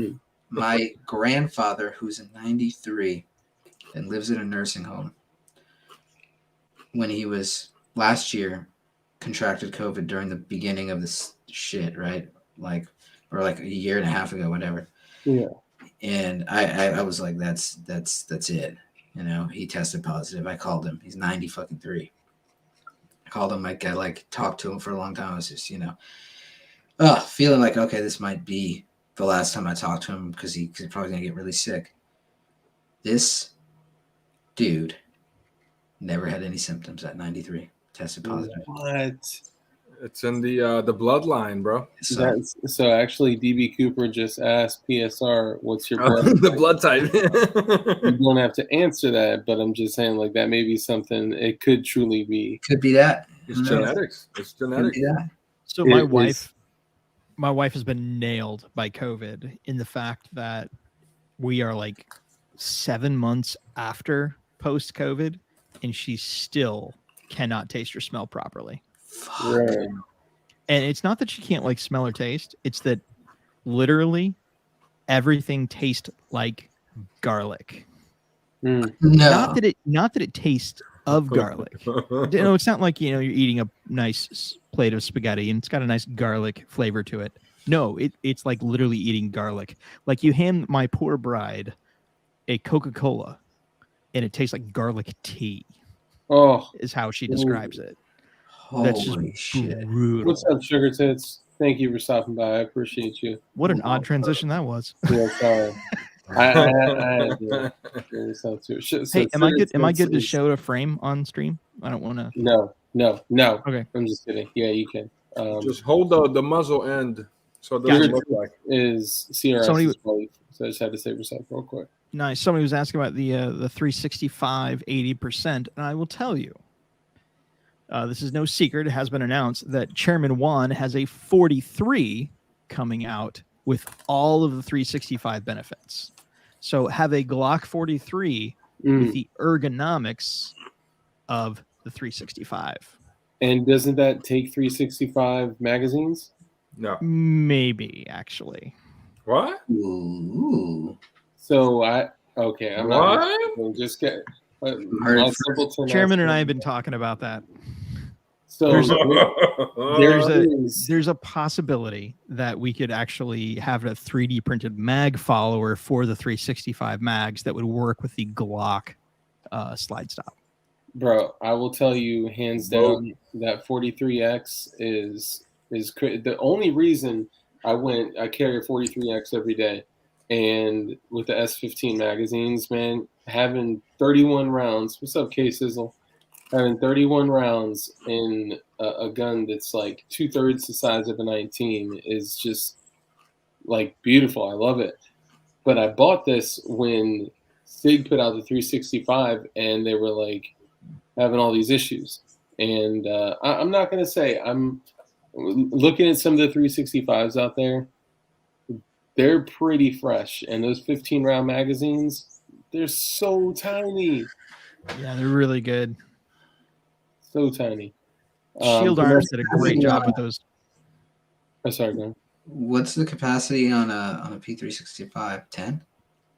10 plus 1, 12 plus 1, and 15 plus 1. Oh, they have a 15 on the... With the mag extensions. It just protrudes maybe, inch and a quarter, something like that. Interesting. I mean, it's tiny. It's small. It feels smaller than the Glock 43. This is this is the 43. So the 43, they're doing the 43 first. Then they're gonna then Chairman will work on the 43X next. But we're playing around with the concept. It's a maybe on a Glock 43 with SIG mags. We got to figure that out. Just got my rails today. Nice. I was talking some shit about Aves yesterday, but shout out to Aves. I think he goes by. I think they go by Aves. By the way. Oh, it's Hispanic. I'm sorry. I was mistaken myself, and I did the Aves thing too, and he. So in Spanish, ave is the yeah, bird. That they the bird.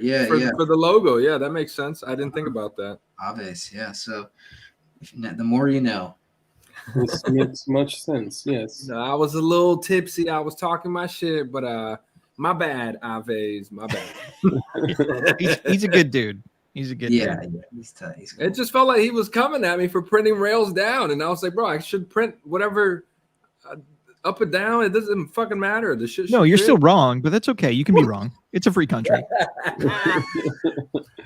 Vanessa Kitty says, "Don't lick your patches that you send out." All right, so one person requested that I lick a patch that I sent out, and it just happened to be like 2 days before a positive COVID test.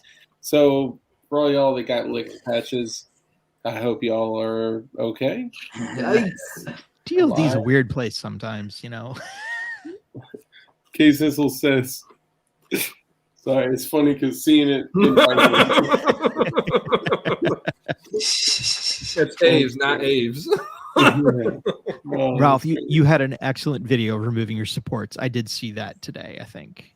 Less than 2 minutes. Yeah. Which is great. You know, if you've been under extruding by 5% for 6 months, it's perfect. Ooh. But my shit is proper now. Okay, that was printed yesterday. 100% extrusion. No, you can do rails down Glocks. You can get away with that. You really totally can. The guy, this guy, I'll go on the computer here. This guy responded to that, and he actually showed removing his supports, which took like 10 seconds, and I felt like, damn, you know, maybe my shit could be a little better. Dark, if you could share the screen here, I'll play this. Yeah. It's not a crime to make a thing. So I had posted this video here showing how to remove the support. And then this guy, show more replies. Show replies. What? You're in charge of that. That's you. Come on. Maybe he deleted it or something, but this guy, maybe it was the quote. No, fuck. So the guy posted a video of his shit. He literally peeled it off in like 10 seconds. It was, damn, I'm mad. I think he deleted it, but yeah. But yet on your live stream, when I had my Invader, I literally took off supports for the entire stream. It was like 5 hours of support removal. So Cura with those tree supports is like a miracle worker, bro. I want to get Cura just for that reason. That one layer of tree support seems to be magical. Yeah, that's I need to start printing. AA Outdoors, if you're still out there, I'm excited to get that Ender 3, and if not, I'm just gonna hit Micro Center because I need to start printing. So PSR. Mm-hmm. I've noticed that I may have found some of your roots in some of your music, and you know, maybe even some of the people that have inspired you in the past. I'm gonna guess some people that I think you may have listened to growing up. Okay, go ahead. Shoot it. So I think you definitely were like 3-6 Mafia, Project Pat. For sure. Okay. Some Nas. Yep. Okay. I'm gonna guess some DMX. Definitely. Okay. And, My dog's that. I'd say probably some more of like the lyricism, like lyricism, I guess, would be like maybe some like Immortal Technique and Eminem. Yep, I was just gonna say, yeah, I was just that's what I was thinking. I think it's the Mortal Technique. Definitely Tech 9. that shit. You gotta love the Dance of the Devil there. Oh yeah, dude. Oh yeah. I actually it's been years since I listened to his stuff, but I put it on in the car the other day and I was just like, damn, wow, he definitely was spitting, dude. Dude, he could like paint pictures. I mean, Eminem too, man. It's like a lot of people shit on Eminem because, depending on when they learned of Eminem, like he had so many different stages. But Eminem, his ability, like his syllable play is crazy. Crazy. It's Oh yeah. nuts. Now he's very cringe, but I will Yeah. say before, man. I mean, I grew up on Eminem and remember listen to what was his The Marshall Mathers LP. yeah, the one with the dock and the open trunk on it and shit. Yeah, that was the first Marshall Mathers LP. Yeah, yeah, What? dude. Yeah, because what was the one with the broken Viking? Oh, that was inside. That was inside the CD. Damn, I'm thinking of a physical CD. Yeah. I remember Over and over, CDs. I had the friend- Eminem CD. My Yeah. friend, yeah, he had a CD and his older brother had the CD, and I wasn't allowed to listen to that shit, but my friend's older brother, of course, had it, and so we remember listening to it. And the skits are what fucked me up. Ken Kneff from Connecticut. Remember that shit? Yeah. It was crazy. But the real skits though about him like dumping his ex in the Oh yeah, fuck, Yeah, bro. that shit was like low key kind of dark. Yeah, Very so not dark. low-key, So very dark. high key dark, and also like burnt its way into my like visual mind, and I was like, wow, that's pretty insane. But I also was like, this music is amazing. I had the picture, like as it was happening, like I could see everything, like the side of the road they were on, the leaves on the ground, as she broke her fingernails, getting dragged away. Sorry. Also, incredible. People don't give Eminem enough credit. Also, as a producer. Yeah, that's true. He's also an incredible producer. People don't know that, but his beats all have that same like. I don't really personally like Eminem beats, but you're right. He does make beats. Superman. Okay, Superman was fire. But I'm pretty sure he produced that, and then he produced a bunch of the stuff on the 8 Mile soundtrack too, which I like that soundtrack. Yeah. Obi Trice, real name, no gimmicks. Oh man, dude! Every time I hear that violin cue, oh man. Dun, dun, dun, dun. Yeah. Obi Trice. Dude, man, crazy. Cheers! I had that CD. Bro, that. Okay, all right. You're now my soulmate. Oh no, dude, that was an ill ass CD, man. Like, I'm showing my age right now because like probably a lot of people think I'm really young, but I thought this motherfucker was like 20 something. He said he had the Eminem CD. That was like 7th grade for me or something. Yeah, dude, shit. He's like me. So my sister had it. I'm the youngest of a whole shitload of kids. And my sister had it, and my parents wouldn't let me listen to that shit either. So she was like, whoop, here you go, listen to it. And I was like, coming back to her like, and this is what fucked me up. So when I was in 6th grade, my parents are like super Christian, D12. Oh my God, the first D12 album, bro. Fire. Great fire. Hell yeah, Dirt McGirt. I did want to ask if you could, PSR, we have somebody in our community who is very sensitive. They're very sensitive, and they would like you to say hello to them and address them by name. Don't do that, dog. Don't do that, dog. Don't do that. Nah, PSR, don't fall for it. It's a trap. It's not a trap. Don't do this dude is part of our community. He's kind of like a troll, but he's straight up troll. Straight up. But he trolls you. That I know that's why you hate him, because he trolls your ass. What's his name? Would you mind saying hello to Gerchop? Okay, hello Gerchop. There you go. See, look at that. That was easy. He'll never leave you alone now. He's going to be your stalker, PSR. You fell for it. No. Way to pass that off, DLD. Good job. Everyone. And all you have to do is not look at the comments. No, actually, I don't even know if he's in here, man. And he was in here. He was in here. I saw him. He wanted me to say something. I was like, "Fuck that guy."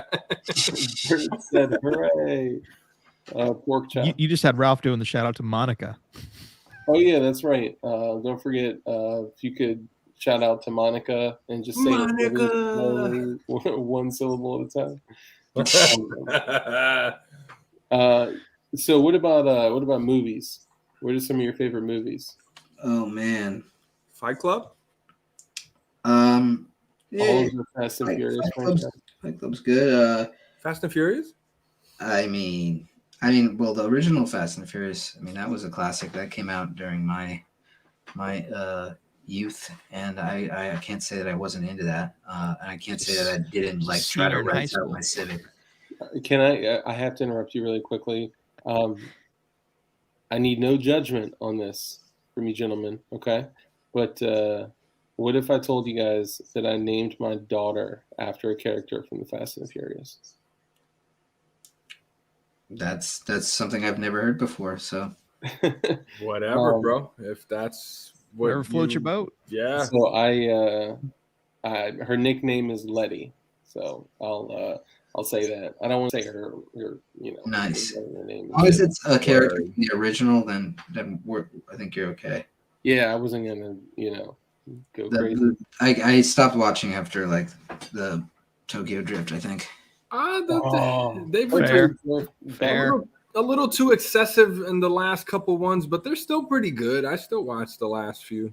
Oh yeah, I would say so. PSR, if you stopped at Tokyo Drift, I would remove Tokyo Drift from the entire franchise. Push that off. Also fair. Side. Fire. Tokyo Drift was fire. No, I said fair to remove. Okay, thank you. All right, I was scared for a second. So yeah, remove Tokyo Drift completely from the franchise and blink, just let it go somewhere, and then pick up at 5 and then continue on.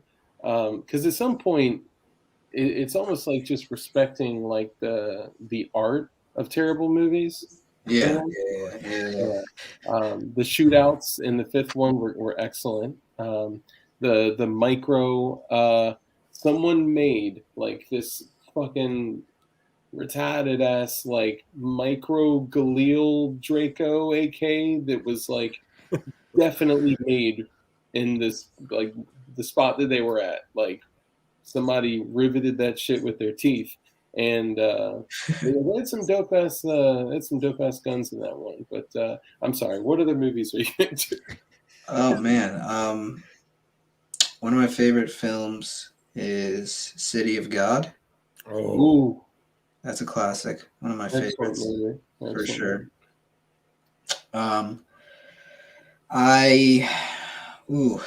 It's so hard. There's so many amazing films out there. I definitely a film junkie. I like the action. I like action films. I like thrillers and like suspense shit probably the most. Or like even like more like deeper and more experimental stuff. I mean, it's not my favorite movie, but like Enter the Void, Gaspar Noé is pretty crazy. I don't know if you ever heard of that one. No, it's called Enter the Void. Enter the Void, yeah. Or Irreversible is also extremely fucked up, but it's a good. I think it's good. Have you all seen that newer movie, Bird Box? I heard of it. Is it where they have to like be quiet the whole movie? Yeah. Bro, so it's like A Quiet Place meets You Also Can't Use Your Eyeballs. Yeah. Like, Sandra Bullock on Netflix. Yeah, dude. That shit was crazy. So I like apocalyptic action movies because it was pretty dope, yeah. I'm like a kid at heart. Yeah, that like they gotta like tie it. Yeah, it's crazy. You check it out. It's way deeper than like just like the action scenes or whatever. It's definitely like a twisted suspense thriller that yeah. I'm sorry, Ralph, are you trying to add this to the stream? Well, Sport Brand. Oh yeah, my bad. But yeah, Sport Brand was like Paul Walker, more like Paul Not Good Driver. Am I right? Like such a bad joke, bro. Such a bad joke. More like Paul should have been walking. Look at how quick this guy removes his support. He said he prints nose kind of tip down with the tree supports. Look at this. Wow. That was like 5 seconds. Good support settings. Fuck yeah. It's like, what? Damn, bro. So quick. But yeah, I guess rails down is not the best option. This motherfucker See, got it he going. has he has a draft shield or something at the beginning of that print. Yeah, I don't See know that? what it is, but See he that? just at the bottom. Yeah. A little shield. Oh, is that what that is? Yep. Yeah. That little It's like a little shoe. It looks like But a little why only right there? I think it's just the initial layers sometimes warp. Damn, I may have to play with this. Holy shit. that's crazy. All right. That's nuts. I saw PSR's green metallic 19 with the Marconi Armory slide recently. That one kind of has a slight tilt to the layer lines. What's up with that? That one didn't come out as clean as I would have hoped. I also cracked the frame when I was putting it together. But I mean, like, what orientation did you print that? I thought I printed it more or less flat, but maybe I did have it tilted. Slightly tilted. It wasn't 100% flat. Yeah, it wasn't 100% flat. I think Okay. I did it quickly and I just threw it on there. But yeah, what is that, Mr. Snow? Yeah, These are magic.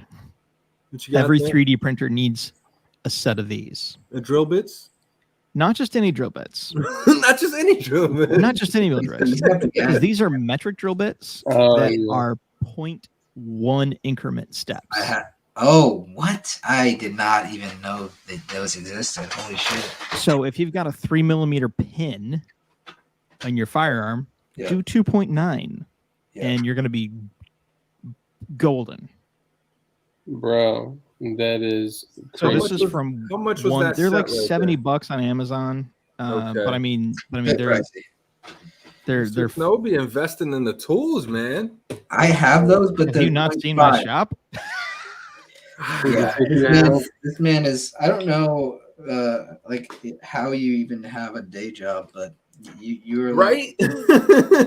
whatever you're doing, you're probably doing pretty well. So Yeah, I'm with you on that. I've basically abandoned my business for the last 14 days, so I gotta get back to running on that. It just this COVID shit knocked my ass out. The end is near. Beware. What's up, brother? No disrespect. But did PSR do lots of paintball before doing real firearms? Because I noticed in his first vids, his fast fire was like the 2-finger moving action, like the double paintball triggers. interesting question. Actually, no, I never got into airsoft or paintball. I just for whatever reason when I'm mag dumping and it's a heavy trigger, sometimes I just like move my whole. I just go like this, like the whole hander. I just some of the times these fingers come off the grip a little bit, but when I'm trying to get speed, but then I have to remind myself, okay, I'm gonna hold the grip. Low drag. Yeah, exactly. But yeah. Striller says I was just popular with the ladies. Yeah, I mean this Yeah. movement, sometimes Don't forget to hold the firearm. depending on the size of the target, you've got to be able to maneuver. But I never had any paintball. I did paintball one time actually. It's kind of embarrassing, but it was my only time, and I went and there was like dudes in like full tactical gear with like basically like M4 style paintball guns that look like ARs, and they had like, and I got fucking dominate. I got like headshotted by one of those dudes. Like I popped up and I got headshotted, and the dude just pointed at me and started laughing. It was the most embarrassing time of my life, but right between my eyes, like complete headshot. Not my most tactical moment, but yeah. I mean, I was my first time, so I guess what can you do? Yeah, I mean, everyone's first time is a little messy. You know what I'm saying? Yeah, I would like to get back at it. It was fun. I had a lot of fun. Yeah, I've only been once as well. I also was headshotted. One grazed me. I mean, it still hit hard. One grazed me, and I guess they were like kind of tracking because I was pretty far away. And then the next one just like, wow! Oh my god! I mean, that shit cracked. Like, you had a mask on and shit, though, right? And I had I had a mask on, but the top of my head was still exposed, and that shit cracked me directly in the top of the head. because I was laying down, and I guess I thought that I was smaller than I was, and I'm not a small dude. and, but that same dude that lit my freaking head up, we were doing capture the flag, and it was like this big ass castle. It's like a wooden castle, and the cover on some of the areas have like a gap at the bottom where if somebody's crouching under there, you can still light them up at the bottom, right? Yeah. So my boy was running with the flag, and the dude that hit me in the head laid down prone right underneath where I could see him. So I was like, bah! And I lit his whole shit up. Literally his whole arm, side, legs. Like I hit his Jordans. He was so mad. Oh, damn. Not the Why is he wearing Jordans to the paintball arena? That's If you met this dude, you would definitely understand why He's wore it. that good. He's that Yeah. dude at the paintball arena with the Jordans who's like, yeah. You can't touch this. Untouchable. Yeah, and then there's the dudes that are like rocking like, Molly vests with like extra air and shit. Yeah. And I'm like, yeah, That was the dude that headshotted me. That was one of those dudes. Yeah. that's crazy. Any other honorable mentions for the movies? Oh man. Well, I mean, I've got a lot, and I got to come up with a list at some point. Are you down with old war movies like Saving Ryan's Privates? Of course. Yeah. I liked Dunkirk a lot. Okay, yeah. Dunkirk was pretty good. 1917. Yeah, 1917 was sick. The camera work in 1917 That was one- ridiculous. That one hit hard. That one was dope. That one was fucking sick. Yeah. Go watch 1917 again and figure out where the camera cuts are. I mean, well, technically there's none, but Yeah, obviously it's just Well, amazing. they use the cool technique they use is like they'll go and then they'll hit an object and it'll obscure the screen, and then that's where they cut, and then they start it at like the black from an object in front of the screen, then they just go forward. It's kind of I've used that before. It's a old technique, as old as time in terms of film, but yeah, that's an incredible film. As far as war movies go, oh man, I'm drawing a blank right now, but Lord of War. You like Lord of War? You ever I saw that a long time ago. That wasn't bad. Nicolas Cage. Nicolas Cage is ridiculous. I do like some Nicolas Cage movies though. Adam Sandler. Oh, I mean Adam Sandler. Shit. I mean, because you're a funny guy. I feel like you probably watch a lot of funny movies. I think he takes. If I were to guess, I think PSR is way more artsy and really into the I don't know, like you kind of look through a different lens when watching movies. Yeah, sort of. I mean, I enjoy stupid movies too. Like, I mean, all those like Ben Stiller movies, like the fucking like Meet the Fockers. Meet the Parents, Meet the Fockers, whatever. Then like fucking what was the one with the model, the Zoolander? That shit. I found Zoolander very over the top. I felt like it was too extra. Like that's not fashion, Ralph. Where do you think I got this?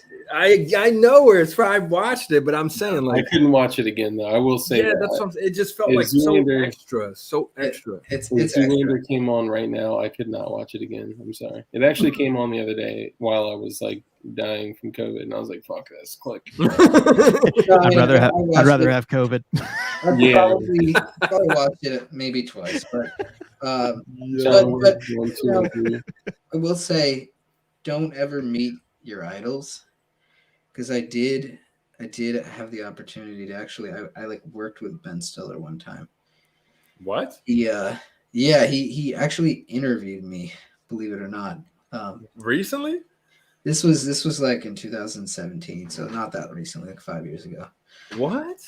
Yeah, it was for this documentary. It actually didn't end up coming out, but it was very, very random. But he was kind of an asshole. I'll say not upfront an asshole. Like he was perfectly condescending.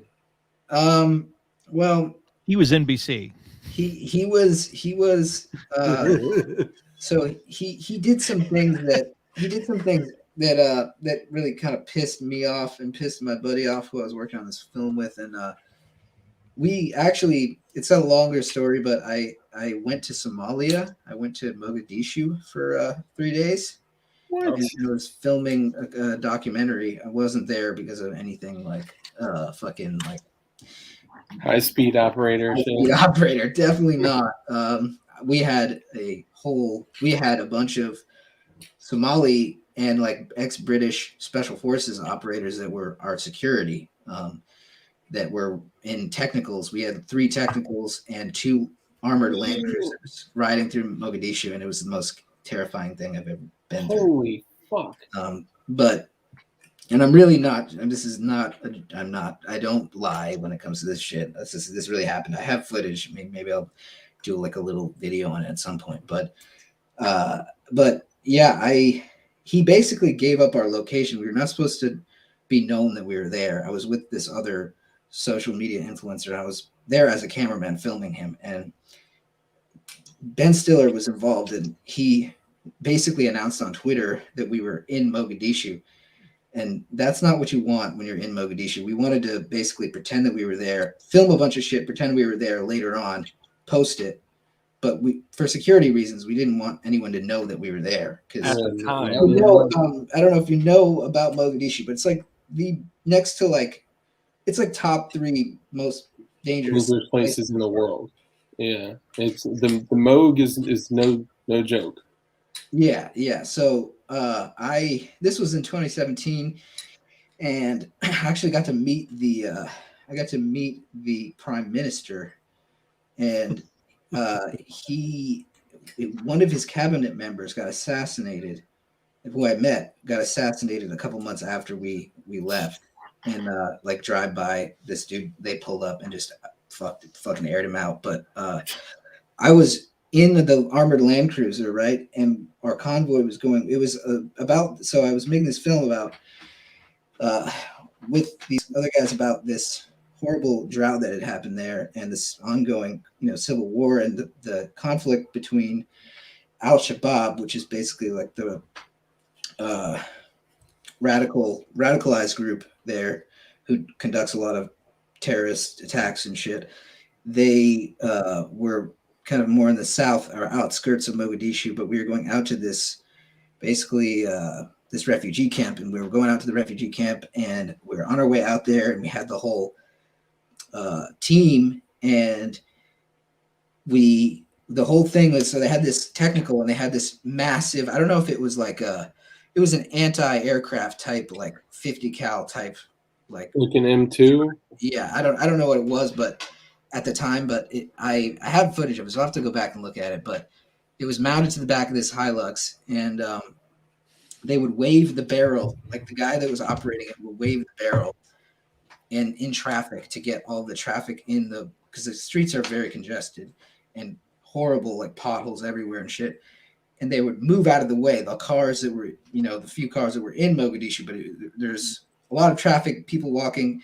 Move. That means get the fuck out of the way. Basically, just when they're doing this, and so everyone's driving out of the way. And if they stop in front of you, it's basically like dudes will get out. Also, you're gonna get aired out if you don't get the fuck out of the way, because that basically means you're a threat.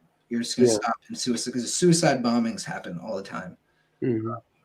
Maybe not as much nowadays, but back then it's still pretty common to attack like hotels and shit. But anyway, this car stops in front of our convoy, and they all jump out. Dudes with AKs that are in the technicals in the back of the Hiluxes jump out, and they start screaming at this dude in the car.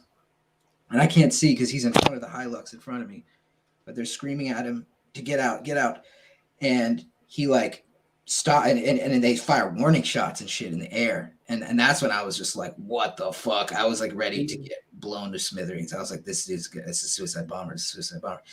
And then he finally just skirts out of the way and drives off. And I was just like, oh. I was shitting myself a bit, but you are not the convoy we are looking for.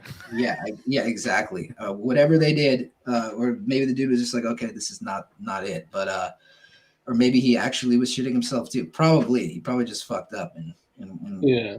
And then he saw Hit his big ass or ass something. barrels pointing at him like, oh my God, what do I do?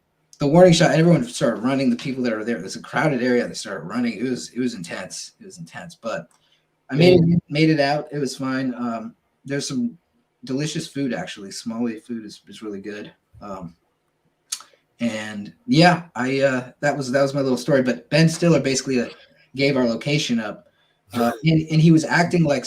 And so the thing is also too, we invited him to come as a part of the trip, and all of these celebrities declined, and which I don't blame them at all. Like they have a different situation than like just a nobody. Yeah. You know, a cameraman. I was just a cameraman then, and I was like, fuck, I'm never gonna be able to go to Somalia. Like, I'm young, I can do this shit. Like, fuck it, let's do this, let's send it, right? But I could understand, you know, Ben Stiller doesn't want to go to Mogadishu. Get that, right? Fine, that's fine. I have no problem with that. But then after he didn't, basically kind of last minute decided not to come, which, like I said, don't have a problem with. He decided to, like, the thing is, it's just like this very naive assholeness. Like he acted like he didn't have any idea what he had done. He's like, "Oh, I'm so sorry, no way." Like, "Oh, whoops," and like, you know, this happened a long time ago. So, but he kind of just kept doing that in certain ways that kind of just pissed me off. Or it'd be like fake, like it would be like pretending like he is completely oblivious and like kind of like playing in one of his characters almost when he totally knew what he was doing. He set you up.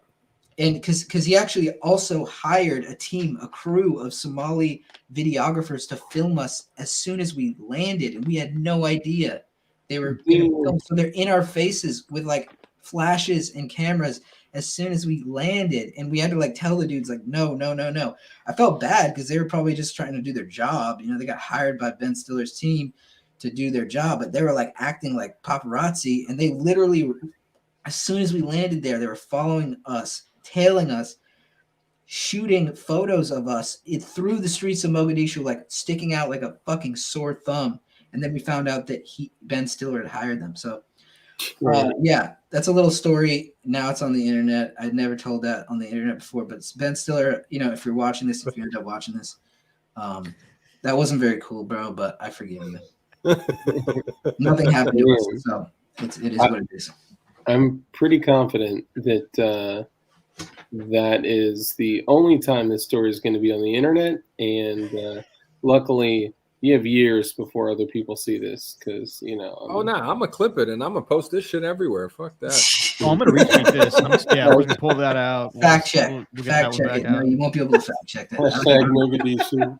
There's only one other dude that knows the story, and he's definitely not going to say anything. So, Man, that's crazy. Other than Ben Stiller, you can interview him about it. The funny thing is one of the questions I was going to ask is like, what's something really unique about PSR that no one would know? And then you go on a fucking Mogadishu story. That's crazy. Yeah, been to some wild places around the world. It's a pretty. I've definitely done some traveling. I'm very lucky to have traveled the world a bit. Was that the craziest place? That probably takes the cake, but I actually closely behind that, in some ways crazier. I went to also working with this guy and doing this filmmaking stuff. The same dude. I went to Bangladesh. Went to this refugee camp in Bangladesh, and like right outside of Cox's Bazar, and bordering Myanmar. And I don't know if you remember this, but in around 2017, 2018, there's horrible things happening in Myanmar, which similar to what's happening now by the same people, but they were doing it to ethnic minority in Myanmar, the Rohingya people who are Muslim, and they basically committed this mass genocide and went through and leveled their villages. And I mean, horrible, like the worst shit. And I've said this before, it's just like the worst shit you could imagine one human being doing to another. Is the stories I heard, countless, one after another, kids thrown into fires. Like it's too dark to even talk on fucking YouTube. It's like so dark. And so then he got into making guns for himself. So then I got into guns. But if you think about it, the Tatmadaw, the military dictatorship, that whole gang, those are the guys that were doing it to these people. And it's interesting because it's a Buddhist. I would say that majority of people in Myanmar, because I've also been to Myanmar. I was just in Bangladesh that time, but I've been to Myanmar as well. And most people are, it's a very beautiful country, and most of the people are not fucked up. But the military dictatorship, I think, is the minority, but they have all the power in terms of like their views and how they want to run things. And they have an absolute stranglehold on the country and freedom. So any FGC 9s, that they can print, I'd say all for it, because those people, the people that I heard those stories from in the Rohingya refugee camp, I will never forget. And if you do that to another person, those things, I can't say that I really, whatever happens to you, but you kind of deserve what you put out in the world. You get back what you put out. So yeah, I think at that point you forfeit your right to live if you do terrible things like that. Yeah. But I was there for a month, so I feel like that was almost more intense than Mogadishu, because I was only in Mogadishu for 3 days, and I was in Bangladesh for a month. But I've been to Turkey too. This probably sounds so absurd, and I get that it does, but I'm not a guy that lies. I just have had like a kind of a. No, I mean, I think honestly, like we all know that we all have lives like outside of what we do, right? Like we all have. We were backstage talking beforehand, and yeah. So I mean, it's not too unbelievable, and every time I've seen you speak, you struck me as a person of honesty and integrity. So, I wouldn't second guess anything that you're saying. Digital Life Concepts, thank you for the super sticker, brother. I appreciate you. Yeah, I just realized how kind of absurd it sounds, but it's all true. All I'm saying is fuck Ben Stiller. Like, Yeah. Like I said, sometimes you don't want to meet your idols. I mean, not that he was my idol, but. So I actually met in the same 2 days, the same weekend. I met Arlie Ermy before he passed at SHOT Show 2016, 17, 16. I don't remember, somewhere around there. And I also met Dog the Bounty Hunter. Oh wow! Which one do you think? And I'm not a fan of Dog or anything. It was just like, whoa, shit, you're right here, and your hair is glorious. Which one do you think was kind, and which one do you think was a dickhead? Wait, who is the first guy? Arlie Ermy, the sergeant gunnery guy with the fucking eyebrows. Oh yeah. Yeah. I would guess that he was a nicer guy. That Arlie Ermy was nice and Dog was a dickhead. Yeah. I would second that. Opposite. Really? Opposite. Dog was a nice guy. Okay, I can also see that. Yeah, I think now I will also say, and God rest his soul, I mean, he passed away and he's done a lot for film. He's done a lot for everything. Arlie Ermy. Yeah. It may have been situational because I was catching him in between going a couple places. He had to fucking, stand in a line where everyone was shaking his hand. And so who knows, maybe he was just kind of being a dick. But Dog the Bounty Hunter was chill as shit, cool as hell, still racing from point A to point B, but he stopped and literally took selfies with us. And, it was cool. Even though like I'm not like he's not my idol or anything, but I've had the pleasure of meeting like a handful of celebrities that you're right. You never truly know what people are going to be like until you interact with them in person. And most people aren't kind. Like I end every single stream with the same speech of being kind, contributing to others, living a life of contribution and compassion. And it's probably like to the point of annoyance. Like people are probably sick of hearing it, but you know what? Every now and then I get an email where somebody is like, I was able to exercise compassion today by doing this, and cool shit like that. Yeah. Totally. Damn. Yeah. Well, it's definitely, yeah. You get out, you get back what you put into the world. I believe that, and For sure. I guess a lot of people would think, oh my God, you're making guns, but as we know, a gun is not a gun is a tool, and tools can be used in good and bad ways. Just like humans can be good and bad. Have you found yourself like conflicted over that? No, I mean sometimes I will have moments of like being like, damn, I really hope that there's not some person out there that's like, getting inspiration from my content that's like out to do harm to people. Yeah. I can't not think that as a YouTuber with a decent following. Obviously, like it's like I could have a way bigger following, but it's like, you think about that because it's like, obviously, like I said, I don't feel responsible, but there's always that lingering thought in the back of my mind sometimes that like, okay,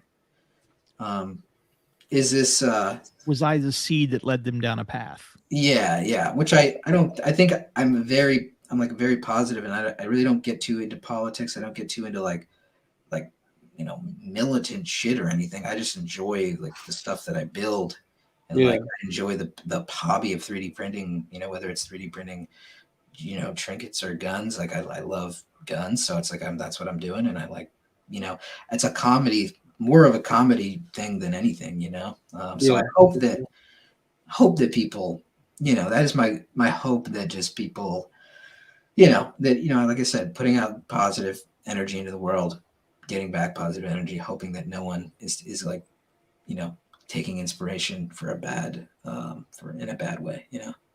I think freedom is dangerous, and there's probably more people that you've liberated than would ever do harm, Totally. I mean, I believe that completely too. Yeah. But you just, that's what when you ask the question, it's just like sometimes I'll have that like little voice that says like, well, there could be someone, but that's just my own. I tend to think a lot about these things. I tend to have like a lot of reflecting. I reflect a lot about my life. What do you think, Mr. Snow? No, because I mean, yes, those are good thoughts. Anybody that has a moral conscience should be wondering, am I putting out good or bad into the world? But at the end of the day, that question of, am I the seed? Was my content or what I did the path that led somebody off to do something evil? It is a bit of a silly question, because if it wasn't, you would have been somebody else. Yeah, it's personal responsibility.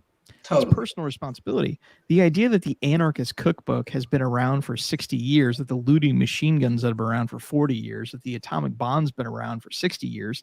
I mean, these are not new concepts. My gosh, no, there's just evil in the world. It exists. And am I a contributing factor? I do my best to not be a contributing factor. And I'm not going to worry about what somebody else does. I cannot take responsibility for my brother. Yes, that's a great point. Yeah, and that's usually how I end up, quelling those thoughts very occasionally that come into my mind. Well, and I think that part of it is like we look back at the Constitution. If you go through and you read all the the quotes from these incredible people that helped drafted all these documents, and they all reference things like virtue, right? Things like discipline, things like personal responsibility. And these are all the things that are slowly becoming eroded from our country. And I think if we all continue to give positivity, continue to, display virtue and discipline and those positive things, that, we may see less, just do our little part of positivity, even if we're liberating others with firearms, because I think that's a natural right that everybody should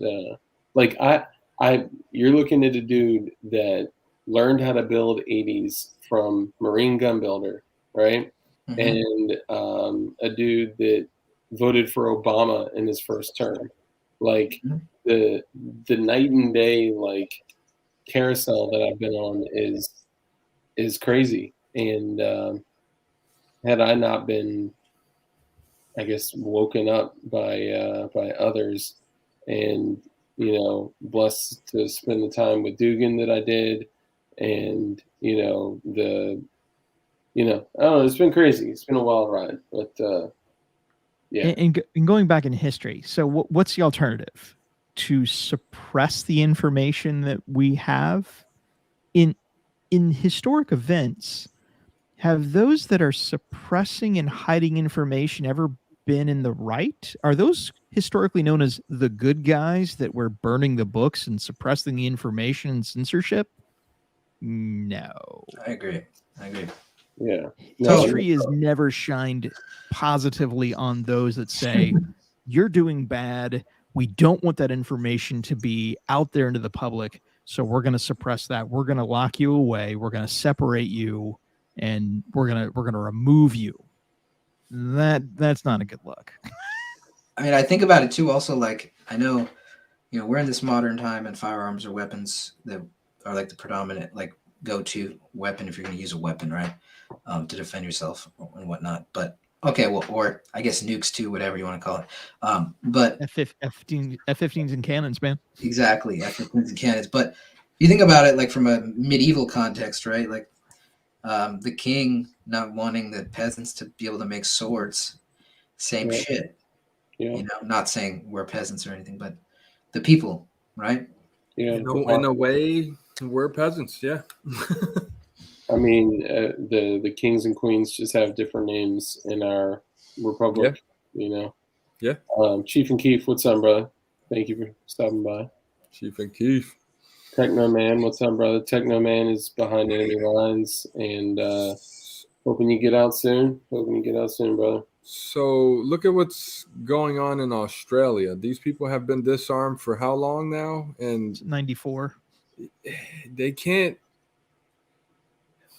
There's a reason why that's not happening here. Like, they're trying so hard, but it's not really going anywhere. Like the mandates, I remember at work when they were, you got till December, whatever, to get the vax. And I was like, I guess I'm getting fired. I took it as like, you better do this or else. And I was like, let's just see where life takes me, because at this point, I know I'm not doing this.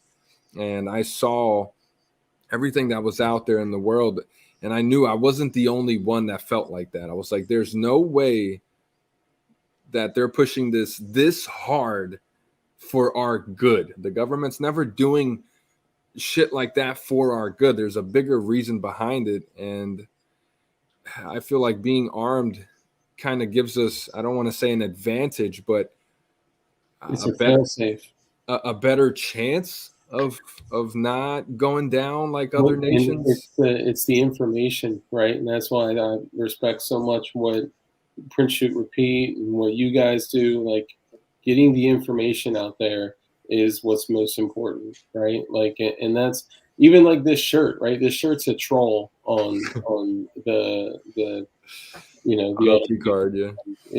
But it's also kind of bringing an awareness to, like, I've had people ask, like, oh, what is that? And I'm like, oh, it's a machine gun. And people are like, what? Like, actually explaining that to people is nuts. Like, they, can't fathom it. But because the laws are ridiculous. They don't make sense. They're very back and forth, flip-floppy, and it's just like... And they apply in some cases. And so stupid, yeah. In some cases, and...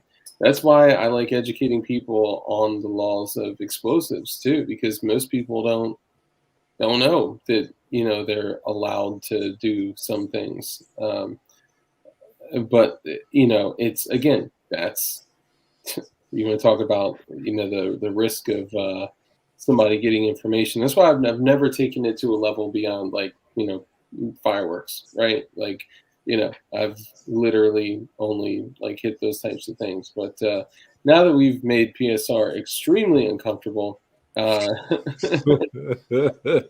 recently learned that I need an ATF fireworks license. Oh, well, that's important. I'm I'm on the cusp of getting my FEL, so I can play with the big boy shit. Yeah. Okay. The guy in the comments said, look to California and see what they have planned for the rest of the country. It's crazy because it's kind of true. Like the rest of the country does follow a lot of what California does in a way. California does set a lot of the trends. New as York, far as- California, and Florida, in almost all trends. And now I know their laws are different with firearms, but if you look at everything from real estate trends, if you look at just so many things follow that triangle, right? And I don't know. I don't know what the future has in store for us, but I know that the more people like us get information out that help people become equipped as a fail-safe, I would take that all day, and I would sacrifice everything for that. Everything. Man, I listened to the Supreme Court arguments on Friday, and it was absolutely insane. Yeah. How The so? comments from Sotomayor were just so outlandish, like just flat out wrong. Talking about, Omicron is the worst variant of COVID, and that hundreds of thousands of people are dying, and that there are more children in hospitals due to Omicron than there ever have been before. And it was just nuts that this was the decision point, one of the highest courts in the land. We've got someone that had made up their mind with bad data. It was just crazy. Yeah, I mean, I hope they keep getting more mild and it just all becomes the flu. That would be nice. Yeah, So- and that's the natural path of most pandemics is Well- they get less and less. Yeah. Yeah. Remember the time where you could just get sick and not have it be a big deal? Yeah, it's I've got the a day and cold. age that we live in. It's Flu Rona. they're taking those same things that we talked about, like virtue, discipline, personal responsibility. They're taking those things and they are shifting them to seem as if you don't jump on that bandwagon, the jab wagon, that you are a person that lacks virtue. You're a person that lacks self-discipline and responsibility. And I think that's dangerous when our government cannot legislate something. They legislate it socially, right? They make things acceptable or unacceptable socially, and this is how they're playing into where we are right now. And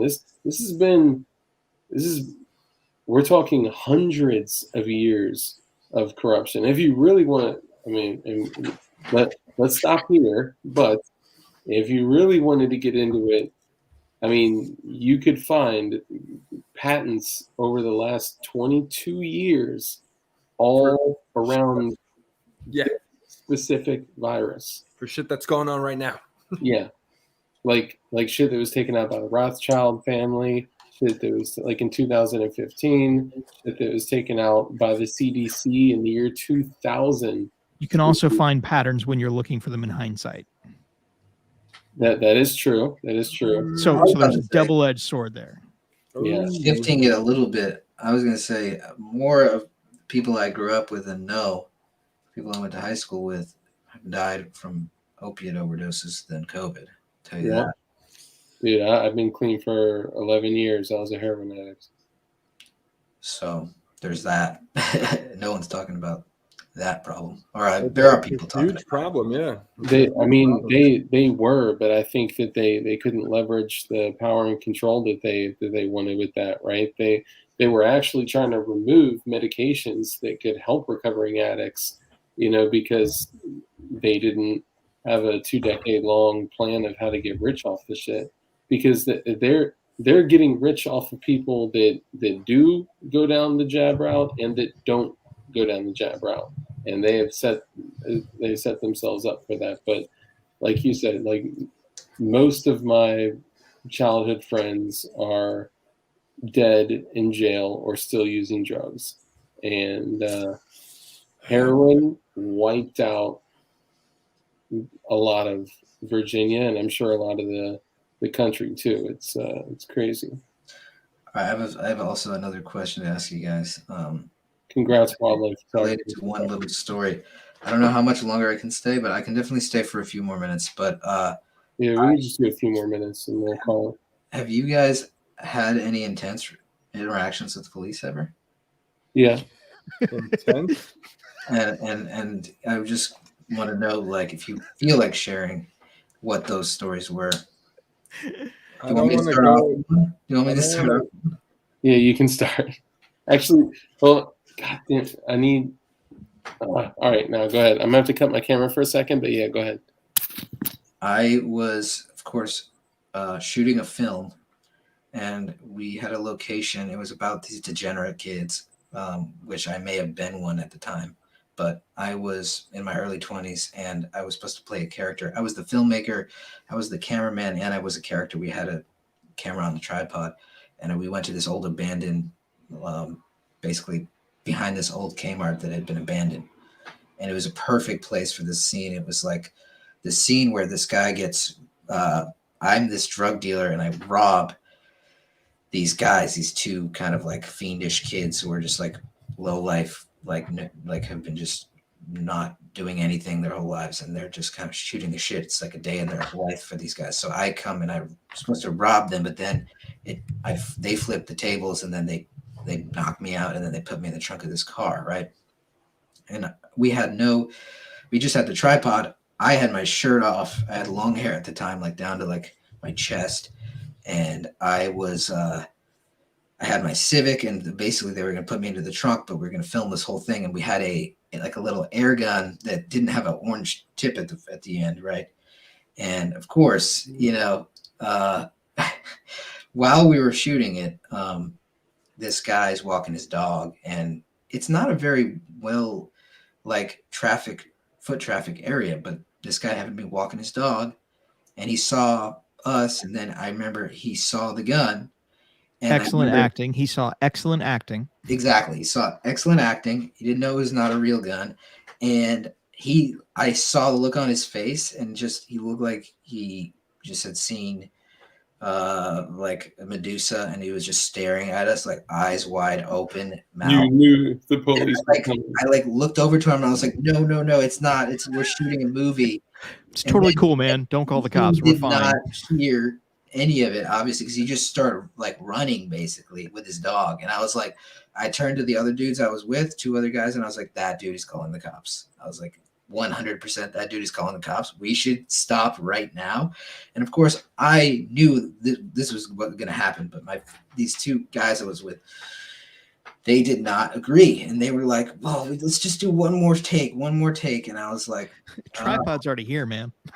I was like, and it was 2 against 1, and in my young naive, letting them convince me otherwise, I just said, all right, fuck it, fine, let's just do it quick. So of course we started filming the scene, and we weren't firing, like there was no noise of gunshot fire or anything. The guy just saw this little snub nose, like little semi-auto pistol, and and so then I remember hearing, like, while I was doing this scene, I remember hearing sirens and like distant, and I didn't even really like, I'd gotten into the character, so I kind of just blanked it out of my mind, like that could be it for us. And then I heard a helicopter, and this is a place, let me just say that this is a place where they don't get a lot of action, right? So the cops hear a man brandishing gun behind Kmart. It gets them hard, like very hard, right? And they get all ready to go. And so they're going to put down the donut for this one. Yeah. So yes. So we finished shooting the scene after, right? And I was the character with the gun, so I had the gun in my hand. And I just before this happened, I put it in the back. Like I was also shirtless, by the way, and I had just shorts on. I was shirtless. I had long hair, and I stuck the gun back in the back of my, like right where my ass crack was, just in my waist. And then I started walking. I was just walking around towards my car, which is this red 2003 Honda Civic Coupe. And I walking towards the Civic, and right as I about to the Civic, I turn the corner and I see a car coming around the corner in slow motion almost, but it wasn't in slow motion, but it felt like slow motion because I saw the Charger saw the charger lights, and I was like, oh, here we go. And so it's before I thought I must have done this so fast because I took the gun and I faced the charger and I threw the gun in the front seat. I threw the gun in the front seat before he was pulling up, and he had just got eyes on us. And I threw that gun in the front seat of the Civic. He pops out of his car and points that gun, his Glock, right at my fucking chest. And he's like, get on the fucking ground. So I get on the ground immediately, all three of us shooting bricks. He gets us all on the ground, obviously compliant, when you have a Glock in your face. And a cop that's like, trying to have a. You'd be surprised.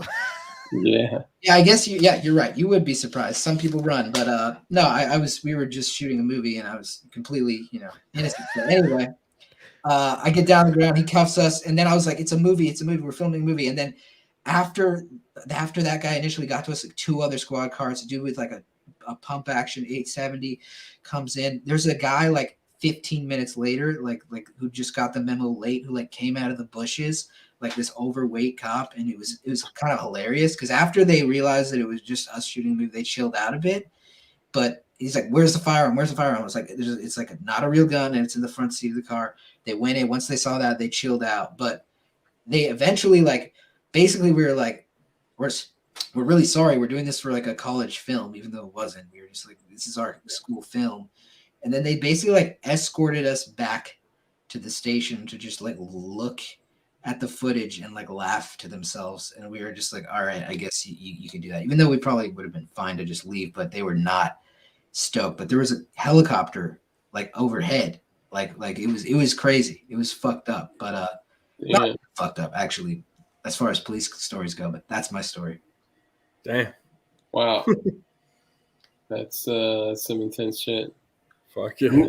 I'm gonna guess Mr. Snow has not had many interactions with. Oh boy, are you wrong? Yeah? Oh, hold on. All my good ones are firearm related because I've been into guns since I was like 6 years old, man. Oh, nice. And you got to consider the number of firearms that I have at any given moment. There's 10 or 15 guns in my truck. That's just like normal. Yeah. So when I have a traffic stop and a cop asks, "Do you have any firearms in the vehicle?" Shoot, yeah. How many? Quick, just I'm not really sure. Thank you for the super chat, brother. Glad you're better, Dark, and glad I only sent the one text. Yeah, thank you. I'm sure you're looking forward to hugging your baby girl. God bless you, brother. Thank you, man. Appreciate you, brother. And yes, I cannot wait to see my daughter and my wife too, but my daughter. Thank you, brother. But I mean, like in 2020, I counted it up, and I built like 40 guns in 2020. And of the 40 guns, like 5 of them are serialized. So I mean that's normal for me to have a truck loaded with firearms. But my favorite police interaction was when I was probably like 16 or 17, and a buddy of mine, I took him out to the firing range, and we were shooting hand thrown clay birds. Okay, so just shooting 12 gauge shotguns and throwing with a hand thrower these clay pigeons. And well, turns out we were shooting towards a trailer park, and the cops were called, and the call to the police were, "My husband's been shot and they're still shooting." Oh, shit. So I'm 16 or 17-year-old with a 12 gauge throwing these clay birds, and the cops, I mean, yeah, you want to talk about rolling hard. And these guys were pissed because they'd been coming from like 3 towns over. I don't know how that call came. They're 30, 40 miles. I mean, they're 30 miles away. And so they're coming down, like, I'm on the East Coast. So they're coming down I-95 at like a $140 and trying to get to us who are in the middle of the woods. And yeah, so similar experience. They rolled up rather hard to two young men with shotguns in their hands, but these were not fake movie shotguns. These were real. And you have them in your hand. Yeah, exactly. I didn't even hold it. I threw it in the front of the car. No, didn't have that opportunity. So I mean, that whole situation went fine. There were no charges pressed, and even the cop was like, "You didn't shoot anybody." that this trailer in the middle of the woods was like 400 yards away. He's like, you didn't shoot anybody. They just don't like gunshots. If you can find some buckshot that'll go 400 yards like that with accuracy, let me know. And it's birdshot. And even the cops were like, once they got there and they saw the situation, they're like, okay, this is fine. But the call, it's all about that call. My husband's been shot and they're still shooting. Good Lord. And yeah, so, here's 16-year-old Mr. Snow with a 12 gauge, which I still have, in a Remington 1100. And that was cool. I wish I kept all my guns, man. Damn. That's intense. Yeah. And you talk about being compliant with, having a gun pointed in your face. I had my sister's boyfriend got shot about 4 weeks ago by police. Jesus. What? Yeah, that was a cool story. I shared that on somebody's stream. I can't even remember now. So, oh my gosh. What happened? So my sister ran off to Georgia to be a homesteader. Good for her. Bought like 40 acres, and she's going to do her thing with this guy that she met. And watch our channel. I'm just throwing that out there. Yeah, so they're homesteading in the midst of wherever, Georgia, and doing their thing, and they were celebrating their success. So they tied one on that day. There was some alcohol and other experienced substances, probably enjoyed and imbibed, and so there was some domestic dispute. Broke down a door. Police were called. 3 police officers arrive on scene. And Captain Dual Wheel Dipshit is sitting in the front of the driveway with 2 shotguns in each hand. Oh, no. So, dual wielding shotguns. What? Smart. Why would that even be a thing? Well, I don't know. So, yeah, like I said, alcohol During a domestic dispute. Exactly. So this is just awesome. And they basically tell him, you need to put those down, son. And he decides, no, you're going to have to kill me. Shotguns. He had the shotguns. Okay, I'm sorry. So, I heard captain, and so I immediately... I thought the cop was holding the 2 shotguns. So there's 3 police officers staring down my sister's boyfriend with 2 shotguns in each hand. This is what they arrive on. He had the shotguns. Captain Dual Wheel Dipshit. That's who he is to me now. So he's in the driveway, 2 shotguns in hand. And the police say, put those down, please. Which he says, no, you're going to have to shoot me. And actually starts moving towards the police. At which point, they take him up on that offer. Well, yeah, you say you're going to shoot me, you're going to get shot. Shocker. Yeah. So they light him up, and he takes 2 rounds, 1 to the leg, 1 to the arm. That's it. Exactly. What a blessing. 2 shots. 3 cops light this boy up, and he takes a round to the leg and a round to the arm. Wow, dude, it's so true. God protects babies and dummies. That's yeah, and this was not his first run-in with the law either. So he's looking at like 45 years in the old poke. So he's done. And now my sister's got a 40-acre farm she's got to figure out what to do with. Damn. Did y'all see that? And that's terrible to hear. I hope everyone's okay. He's okay. It sounds like, I guess, relatively. Yeah. I mean, considering he had he had shotguns akimbo. Yeah, so this is a good question. We only got 2 rounds. This is a good question of Georgia rural police. They're either some of the best shooters or that guy needs training. Yeah. I lean towards those guys need some training because there's no way. It was the fear shots. It's where they just go point and shoot. Yeah, point and shoot. Yeah. Did you guys see that footage that came out recently from the cop that showed up on scene? And then I'll tell my story after this. I want to respect PSR's time as well. I know all of us will go till 3 a.m, but so there was this cop who came up on scene solo to an emotionally disturbed person, and he was like, "Stop! Show me." He said, "Stop! Show me your hands. Show me what you have in your pockets."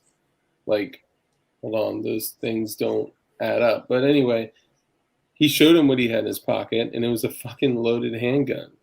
So he draws it, and he points it at the cop's face. And you know what the cop does? Please don't shoot me. Both hands in the air, like he gave it to God. He was just like, please don't shoot me. And I get it from reviewing the footage. It appeared that he knew that he was emotionally disturbed and he didn't want to escalate it immediately with the handgun. But the only shot fired was from the perp. And it did not hit the cop, luckily. Like, thank God. He tried to take the cop's gun. The cop brushed it off. Like, I think I saw this. It was like it was dark, and it was like in this little cut. Yep. I don't think I saw this actually. Okay. Dude, it's on the active self-protection shit. Oh wow. Dude, it was disturbing that he like that pucker moment. Like my ass cheeks have never gotten that tight. Like it was like oh my God, like. And I'm pretty sure the dude tried to pull the trigger. You can tell just with how much he's tensing up. But I think maybe the safety was on, maybe it malfunctioned or something. Or maybe truly, God intervened. And the dude, I mean, please don't shoot. You can see in the shadow, both of his hands up. I'm like, bro, like, I don't care who. If you're going to carry a gun, which, by the way, PSR, if you carry it, I'd like to know what you carry as well. That's something I forgot. 43X with a shield mags. What's that? Same as you. Yeah. This guy. Oh, that seems to be the most popular carry piece right now. Like everyone has. I would like to try the 365. I'm probably gonna get one of those sometime. No, you're good with the 43X, man. Plus, you could, get the old. Oh, it's too bleak. It's too bliggity bleak. I threw the Patmos on that joint so I can throw a red dot. Oh yeah, nice. Yeah. The 407 hollow cell. Mm-hmm. Yeah, I might do the 407. 507 all day. 507. The 507 doesn't fit on the 43 Patmos. Yeah. You gotta go the 407 for the 43 Patmos. Can you do a CC, a RMR CC on there? Yeah, but I paid $350 for the 43X, so it's like if I spend more than what I have in the Glock, No, that's normal. Great optics cost more than the firearm. 407 you are. carry, If I was throwing a Night Force on a 338 Lapua or something, that I could do that, but I have fallen in love with the newer Swamp Fox. Just give it a chance, y'all. Just give it a chance. I'm gonna see them at SHOT Show, and they said they're gonna give me some shit, so I'm gonna do some Dude, tests. get the Justice with the iron sides. Hands down, like best setup ever from them. PA Ralph has not said good things about Swamp Fox in the past. Which is why I'm so excited for you to get it and to work it and run it and like fall in love with it. Yeah, I'm just a hater. Don't listen to me. I'm just a hater. I like Hollow Sun, and it's what I want to stick with just because of that circle with the dot in the middle. To me, it's the dopest shit ever. And I'm with you. Well, the Swamp Fox, for the price, I'm like, I might as well pay an extra $20-$30 and get that reticle that I like. Like, it didn't financially make sense to get a Swamp Fox, but I've heard great things about them. Don't get me wrong. I got this joint for like $170. I got it for like it's pretty crazy. Cheap. But okay, so interactions with the police. Hold on, let me show the Night Force on the 3D printed 22, of course. Mr. Snow always got a flex, man. As one does.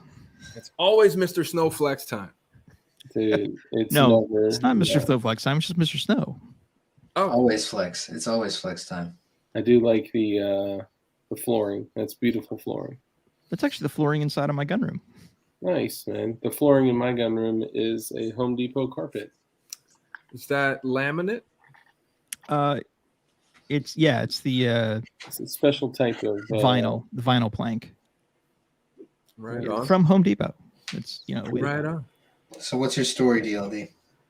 Okay. You can call me Dark. I mean, Dark, we're Dark. there. We're there now. I think.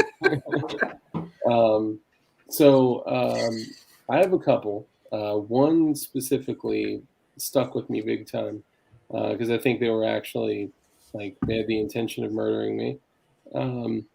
So I had an incident when I was a kid, and we were playing with toy guns, and we thought it was a good idea to go on a main street and shoot at each other, like just click, click, click, like no caps, no airsoft, no nothing, just with realistic ass looking guns shooting across the street at each other. And then same thing, we saw a car that was like, then we started noticing people like speeding and running away. We're like, oh, so that was bad. But I was like probably like 12, 13 at that time. So that wasn't, the real story. But I've been there. So I was fresh 21. I was still kind of hood a little bit. Had a hoodish attire on, and my carry gun of choice was a Taurus PT 917, which is the equivalent to the compact in 92. But I had a like 24+1, like a stupid size magazine in there, which I found out after carrying this for quite some time that the safety was broken. So I found out by dropping a ballpoint pen in there and with the safety on, pulling the trigger, and it shot the ballpoint pen across the room. That was fun. But anyway, good tip there. Yeah, that it's actually a great way to figure out if you're safe. I've been doing that. I've gone through 3 pens today. Dang. So I stopped at a store, and this is in a city. It's in a I don't want to give too much info. It's in a place that is the most like urban area in the entire surrounding area, right? Mm-hmm. It's where the drama happens. It's where crime happens. It's where drug dealing happens and all that shit. So they're looking for people that are, like that. Like, for an example, somebody that pulls up to a gas station and has a big ass bulge on the side of their hip, and pull up at the store. And I was clean aside from the gun that I was carrying legally. And I see the cop sitting in the parking lot when I walk into the store, and I walk out, get in my car, pull out. The second I pull out, he follows me, and go down the street, past 2 crossroads, and then I turn at the next one, and he flipped the lights on me as soon as I turned. And I did what I was taught to do when I got my permit, rolled down all the windows, turned on my dome lights, hands at 10 and 2. I wasn't fucking around because I had a feeling that they pulled me over because they saw me printing. And the first cop that I saw came to the driver's side, and he didn't have any gun drawn. He was chill. He was an old timer. And he was like, hey, how are you doing? What are you doing here? And I said, just to let you know, for both your safety and my safety, I have a concealed carry permit. I have a handgun at the right side of my hip. Well, his partner was just getting to my passenger side, and all he heard was, I have a loaded handgun. And he flips out. He draws his handgun on me, which back then they were using the USP 40s. So I didn't want a chest full of Rangers at that point. No. And I actually had my seatbelt on because I knew the police were following me.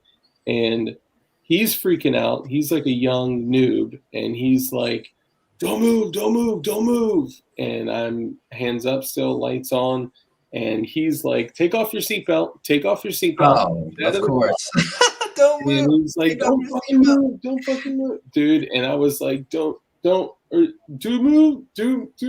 what would have happened if I was like, yeah, sure, I got you. Like, let me take off my seatbelt. Dude, I was 21, right? And I was freaking out. and I'm sitting here between don't fucking move, looking down the muzzle of a 40, and the other guy was like, take off your seatbelt, slowly exit, and they were just completely on opposite sides of the spectrum. So I was like, yo, I am not going to move at all until homeboy puts his fucking pistol away, and then I'll take my seatbelt off and I'll get out. So he ended up holstering his shit, and I took off my seatbelt. I got out.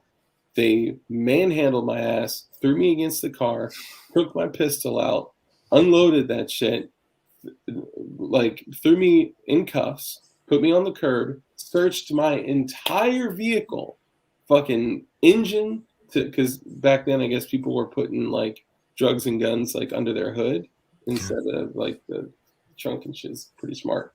But they searched the whole shit and came to me and they're like, stand up. It's like, okay, turn around, uncuffed me, your gun's in your trunk, the magazine and, you know, round those in the chambers in the front, and have a good night. Like, that's it. I have another story. Did they say why they pulled you over initially? Like, what was the? Yeah, it was my window tint. Of course, it's always bullshit. So that's was it were you in violation of the law though, or no? Yes. Okay. So my window tint was illegal, but they couldn't determine that up until they got that close. Yeah. You know, they even at the store, when I pulled up at the store, the lights from the store were so bright that they didn't notice. They weren't looking at my window tint. They saw a dude in some jeans, some jorts, and a thug ass t-shirt with a big ass, you know, printing with a big ass pistol. So that's why they fucked with me. So you mentioned the window tints. That takes me to my story. I came up on loud Honda Civics, loud fart cans. Bam, bam, bam. I was that guy with the red hatchback, tinted windows, loud as fuck. I was getting pulled over all the time. One of the incidents was the window tint thing. You know, they pull up. At this time, I was working at an auto body shop, and my trunk was leaking. I think the gasket around the tail light was letting water get in. So I removed my seat to let it dry out. I left it at work, and I was driving at night. I think I went to go get some food or something. I was in pajamas and sandals and shit, and I get pulled over, and the cops all, you know, where are you going, questioning me and all this shit. And he was like, where's your seat? What's going on in there? And he was all, you know, I explained to him, you know, my shit got wet. I left it at work. And he's like, all right, give me your license. I'll be back. So he comes back and he's all, would you mind stepping out of the car so we can search? And I was like, no, I don't have time for that today. I'm trying to get some food and get back home. I'm in my jammies. I was like, I'm in my pajamas. I'm trying to get some food. I got work tomorrow. I want to just go home right now. He's like, hang tight, bud. And he came back, gave me my license, and was like, have a good night. Take care of these window tints. You know, they're too dark. But that was pretty much my experience with cops. I was always compliant. I was never the guy that was like, no, I'm not doing that. Fuck that. But my appearance, I was hood looking. So I was always targeted by police just from looking like a suspect, I guess. Yeah. Another time I was walking in Langley Park. You know Langley Park, Dark? Oh, yeah. Yeah. They had this strip right there on University Boulevard. Bro, I was about to say exit 28B. I used to be out there of cars. That was like the hood dealership. Every single car on that street had a for sale sign on the window. And at this time, I just got my license. I was looking to get a car. And I was walking down the strip looking for a little, you know, Honda Civic or whatever. And I noticed there was some cops there. I guess they were looking at the windows and they were writing the numbers or something. And I was just looking like, this car is nice. And I started checking it out. Next thing you know, the motherfucker pushed me up on the car and was all, put your hands behind your back. And I was like, what the fuck's going on here? And he started patting me down and shit. And I was driving my mom's car. And I think I had I had a Walter PPKS blowback BB gun. I had no gas for it. I had no BBs for it. It just happened to be in the car. I was like at my friend's house earlier that day, And I don't know how I went from a pat down to getting the car searched, but I guess he found the car keys on me or so. This was like 15 years ago.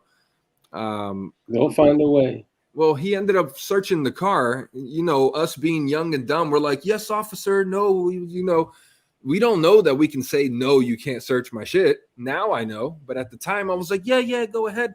He found the gun and he was all, oh, what are you doing with this? Are you out here trying to scare people? I ended up getting, I forgot what he wrote me up for. It was some dumb shit. I think I had some rolling papers in the car. So he got me for paraphernalia. Some dumb shit. For Swear. papers? Some dumb shit. In Maryland, you'll get paraphernalia charge for papers, bro. So What? yes, if you got rolling papers in your pocket and they search you, you're getting, yeah. That's crazy. They sell the shit at the store. Another time, my ex-wife had called the cops because we were having a fight, and they ended up. Did you have coming two in the- shotguns? I didn't get into firearms until 3 years ago, so I've never had like guns in my coming up.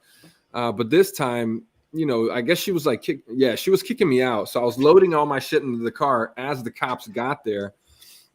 And they were like, are you sure you want to leave? Let's just talk about this. And I was like, no, I'm done with this shit. I'm out of here. I was all angry.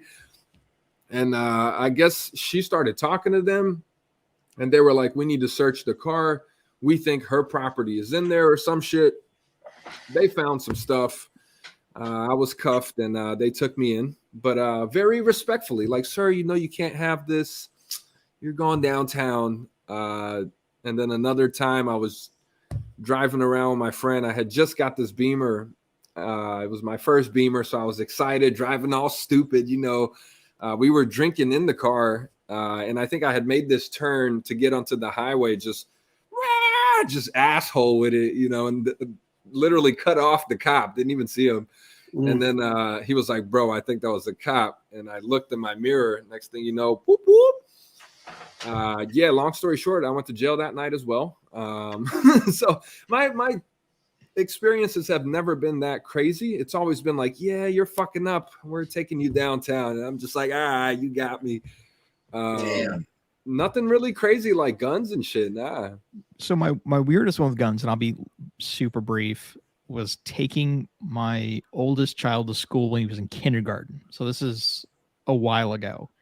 Taking my son to kindergarten in the back of my car. I get pulled over by the cops, like almost 2 streets over from the school. So there's no question where I'm going. I roll down all the windows because I want them to see I got a kid in the back. You know, we're cool. And they start asking me all kinds of questions. And I'm like, I'm not even sure why they pulled me over. And they're asking, they're not letting this go. They're not telling me why they're pulling me over. And as a gesture of goodwill, because these are 2 young rookie cops that were super nervous. I mean, I could read their body language, and they were so uncomfortable, it was making me uncomfortable. So I made the comment. I said, hey, listen, I got guns in the car. Would you like to secure them during this time if it makes you more comfortable? You can take them. Let's do that. And so they secured about 4 firearms. And they're like, is this all? And I was like, I'm pretty sure yes. At this point, I'm standing outside of the vehicle. All my windows are down. I got a 5-year-old in the back in a car seat, you know, on my cell phone, chilling out. And I'm like, I'm gonna keep my eyes on him, and we're good. You know, hey, no problem.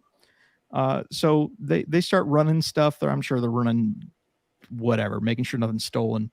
Long story short, I had just bought this truck, and the license plate did not match my registration. I've had that happen once. Yeah. I had that happen too in Detroit. But yeah, go ahead. I had no idea. So, you know, I got the little sticker for my registration. I put on the license plate. All's good. You know, I didn't even look on the little sticker to say, does it match my actual license plate number? It takes a couple weeks to go in the system. Yeah. They thought I had stolen this truck, swapped out license plates, and I'm running stolen vehicles as my dad get up to school vehicle. It was the weirdest. So yeah, they come back and they're like, oh, I guess you're fine. There's, you know, get that fixed. Here's your guns back. They put them. Here's your guns back. Here's your guns back. Have a good day. Get that fixed. Man.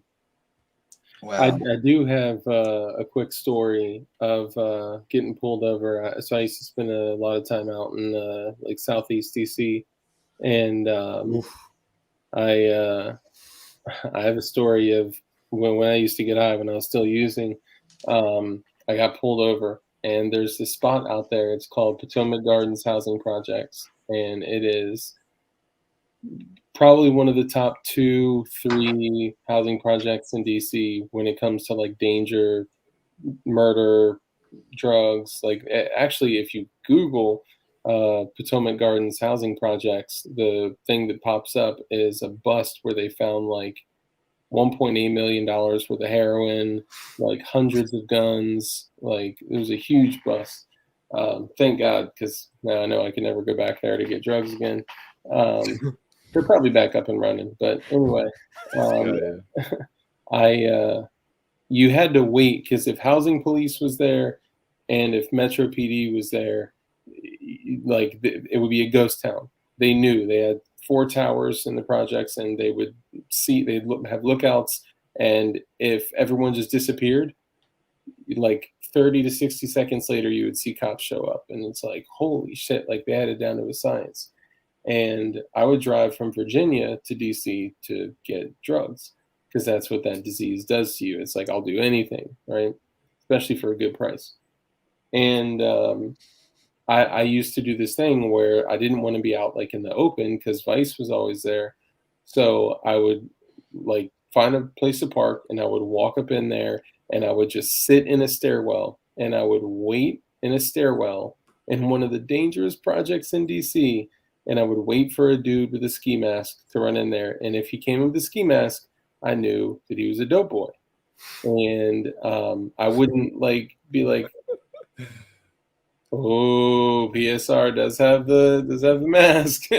He's a dope boy. I'm just kidding. No dope Not a boy. dope boy, but No yes, dope boy. got a mask.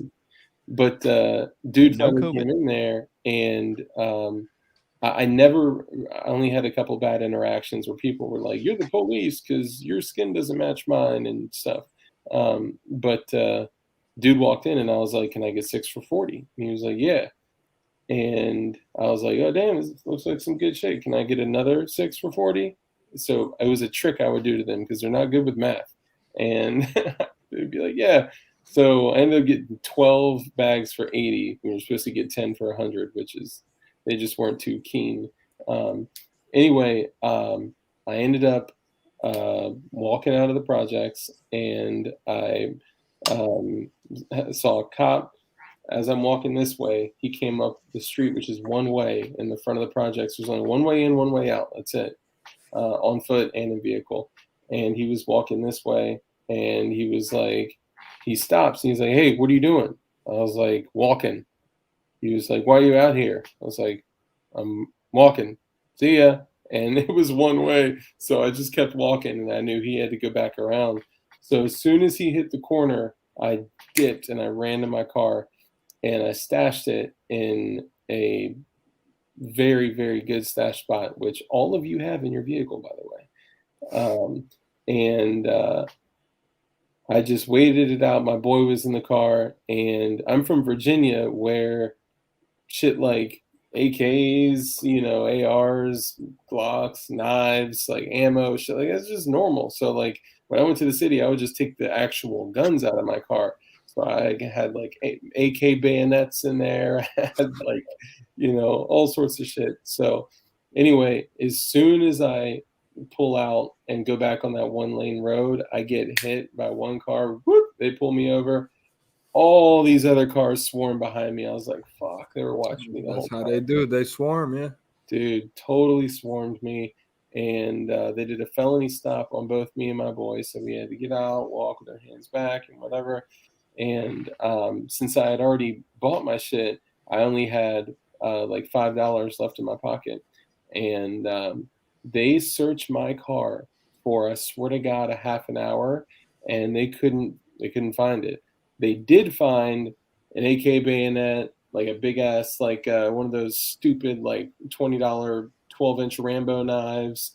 They found like AK ammo, and they were like, "What is this for?" It's like, "It's for my AK." like thinking it's all normal. And Goes I'm with a like, bayonet. yeah, right. Like it's Yeah. don't y'all have one? And then I end up um, my boy at the time had kids. I didn't, and I was like, dude, I'm gonna get my guy hemmed up over here. They're still searching. They can't find anything. They're trying to get me in trouble over the knives and shit like that. And then I heard him go over the radio because I was like, if they keep searching, they're gonna find some shit. And I heard him call for a canine, and I heard him say ETA 20 minutes, and I was like, okay, like this is my time. So I was like, look, officer, I did go in there. I did try to purchase some drugs, but they all, said I was the police. They threatened to kill me. I only had $5. I've been clean for over a year, and I'm just, I just want to go home. Like I didn't get anything, and something greater than myself, like could control him. I just saw something just wash over his body language, and he was like, all right, just get the fuck out of here. And they took pictures of our licenses. They were like, you are permanently barred from these housing projects. You can never come back. You'll be trespassed if you do. And I dip out, go to the moment I get in the Virginia lines, I pull over to do my drugs where I normally did my drugs. And I opened up the bags, and they're all labeled, right? They're all branded. And all of them were labeled last chance. And I was like, oh my God, this is a sign. So not too long after that, I stopped doing drugs, and I've been clean ever since. That's pretty good for you, man. Damn. Wow, that's a wild story. He said, so you lied. Dope Jesus saved you. Yeah, dope Jesus saved me. Jesus is dope. Yeah. Fuck yeah, man. Well, I'm glad you're at where you're at now, and that's behind you. Yeah, it's Amen to that. it's been a crazy crazy time. Recovery's a bitch, and I saw a lot of people out there saying, talking about their clean time as well, and just never ever take your focus off of sobriety, because you're never safe from that. It will live inside you forever. You don't And, drink, right? I mean, I'll have like a scotch here and there, but I don't drink. I don't drink like that. Yeah, I gotta stop drinking, man. I keep thinking about it all the time, and I'm like, I could be a lot more productive if I wasn't drinking. I mean, drinking is dangerous, man. It's tough. It's alcohol is one of the only two drugs you can actually die off of the withdrawals from. It's I actually saw a dude die off of a seizure from alcohol withdrawal when I was in a psych ward. I was visiting someone in the psych ward, though. I wasn't in a psych ward. Okay. Yeah, it's bad. But anyway, damn, this shit took a turn. We're talking about Mogadishu, Ben Stiller to, I think we've hit it all tonight. Print, shoot, repeat, brother. I cannot thank you enough for taking the time to come on the show, to chill, just to kick it with us and to learn more about you, man. My pleasure. And yeah, it was great to be on the stream with all you guys. Thanks for the laughs and the questions, and always good company with you. And yeah, thanks a lot for having me on. Oh yeah, man. Where can people find you? Well, you can find me on YouTube. It's just print space shoot space repeat. And you can find me on Twitter at printing guns. And you can find me on Instagram right now. I don't know about tomorrow, but right now you can find me at print shoot repeat _V4. Yeah. So that's where you can find me. Yeah, for those of you that don't know, he has been zucked several times, and they are actively impeding on you guys getting the information to print your own firearms, because we all know that freedom is bad. Mr. Snow, where can everybody find you? Just Google Mr. Snow Makes. You'll still find me, shockingly. So, so just Google, or DuckDuck, or Bing, or Yahoo of your choice. Mr. Snow makes, and you will find me. The ultimate way is to get to the Linktree, Linktree/Mr. Snow makes, and that has all my stuff. Linktree boys, you guys got to get a Linktree. I'm not a fan of the link tree, man, but I feel you. I feel you. I've heard about that, man. You may have to show me the link to the tree. If you want my JSD Supply affiliate link, you go to my Linktree. If you want mine, then I like literally have to email it to you because It's why you need a Linktree. yeah, for real. Martin Kaminsky, thank you. We still want to share love and compassion, though, even though some people would say "fuck Ben Stiller," be a man of forgiveness. But I am Team Hansel. That's all day. Yeah, Hansel. That Razor scooter just did it. Dude, when he pulled his underwear out of his pants, I mean, that was. Yeah, right. It's in the computer. The files are inside the computer. And back then, it was when those clear Macs were popular, like the CPU joints. Oh, that was great. P80 Roof, where can they find you, my friend? So I'm on YouTube, P80 Ralph. I actually was able to change the name from Ralph the Builder back to just P80 Ralph. So P80 Ralph on YouTube, Strike 80 Ralph, all one word, on Instagram. I've been gaining a lot of followers on Instagram, bro. Bro, I see it, man. Up to like 3,500. People love my stories, man. I usually get like 1,000 to 1,200 views a day on my stories. I post a lot of, I don't want to say cool content, but a lot of good angles with like music and shit. People seem to really enjoy that. So I do post a lot of that on Instagram. However, I've been spending a lot of time lately on Twitter at P80 Ralph. I found a lot of motherfuckers that like what I do and support my hobby. And support, I mean, like, yeah, keep doing it, bro. Not financially support. No one's sending me money or anything, but 200 likes on the photo. I'm up there with Mr. Snow, Well, if you do want to support, thank God you're here. David Chipman with the AFT. So where can I find you physically right now? It's fine. I'm a good guy. Thank you for stopping by, Mr. David Chipman. I'm sorry your nomination did not go through. So for those out there that do want to support P80 Ralph, all you have to do is hit his Cash App, which is $P80 Ralph. Nice. You could even PayPal a motherfucker, friends and family, p80ralph@gmail.com. And is there a way that folks could donate to you guys as well? What was that? Mr. Snow and PSR, how can folks donate to you? No, I'm good. No, it's like I got money. I think Mr. Snow's okay with his 70 firearms and 70 per quadrant. No. I said you built 70 this year. Oh, okay? Yeah. You're like 70. Excuse me, those are rookie numbers. I don't know how many. It's like I genuinely That's don't know. the best. That's what you want. That's what you want right there. Yeah. I lost track a long time ago. Well, Mr. Snow, you can support me by PayPaling me at the darkest. I'm just kidding. If you want to join my Discord or be a patron on Patreon, they've been good about not deleting me. Thankfully, I am just doing videos, so you can support me there. We got different tiers. We got $1 for the Discord access, and it goes up from there. We got early access to videos. I think that's $9, $8 maybe. I got music too that I put up there. So yeah, have a look. Print, shoot, repeat. It's patreon.com/print, shoot, repeat. Oh yeah, that's awesome.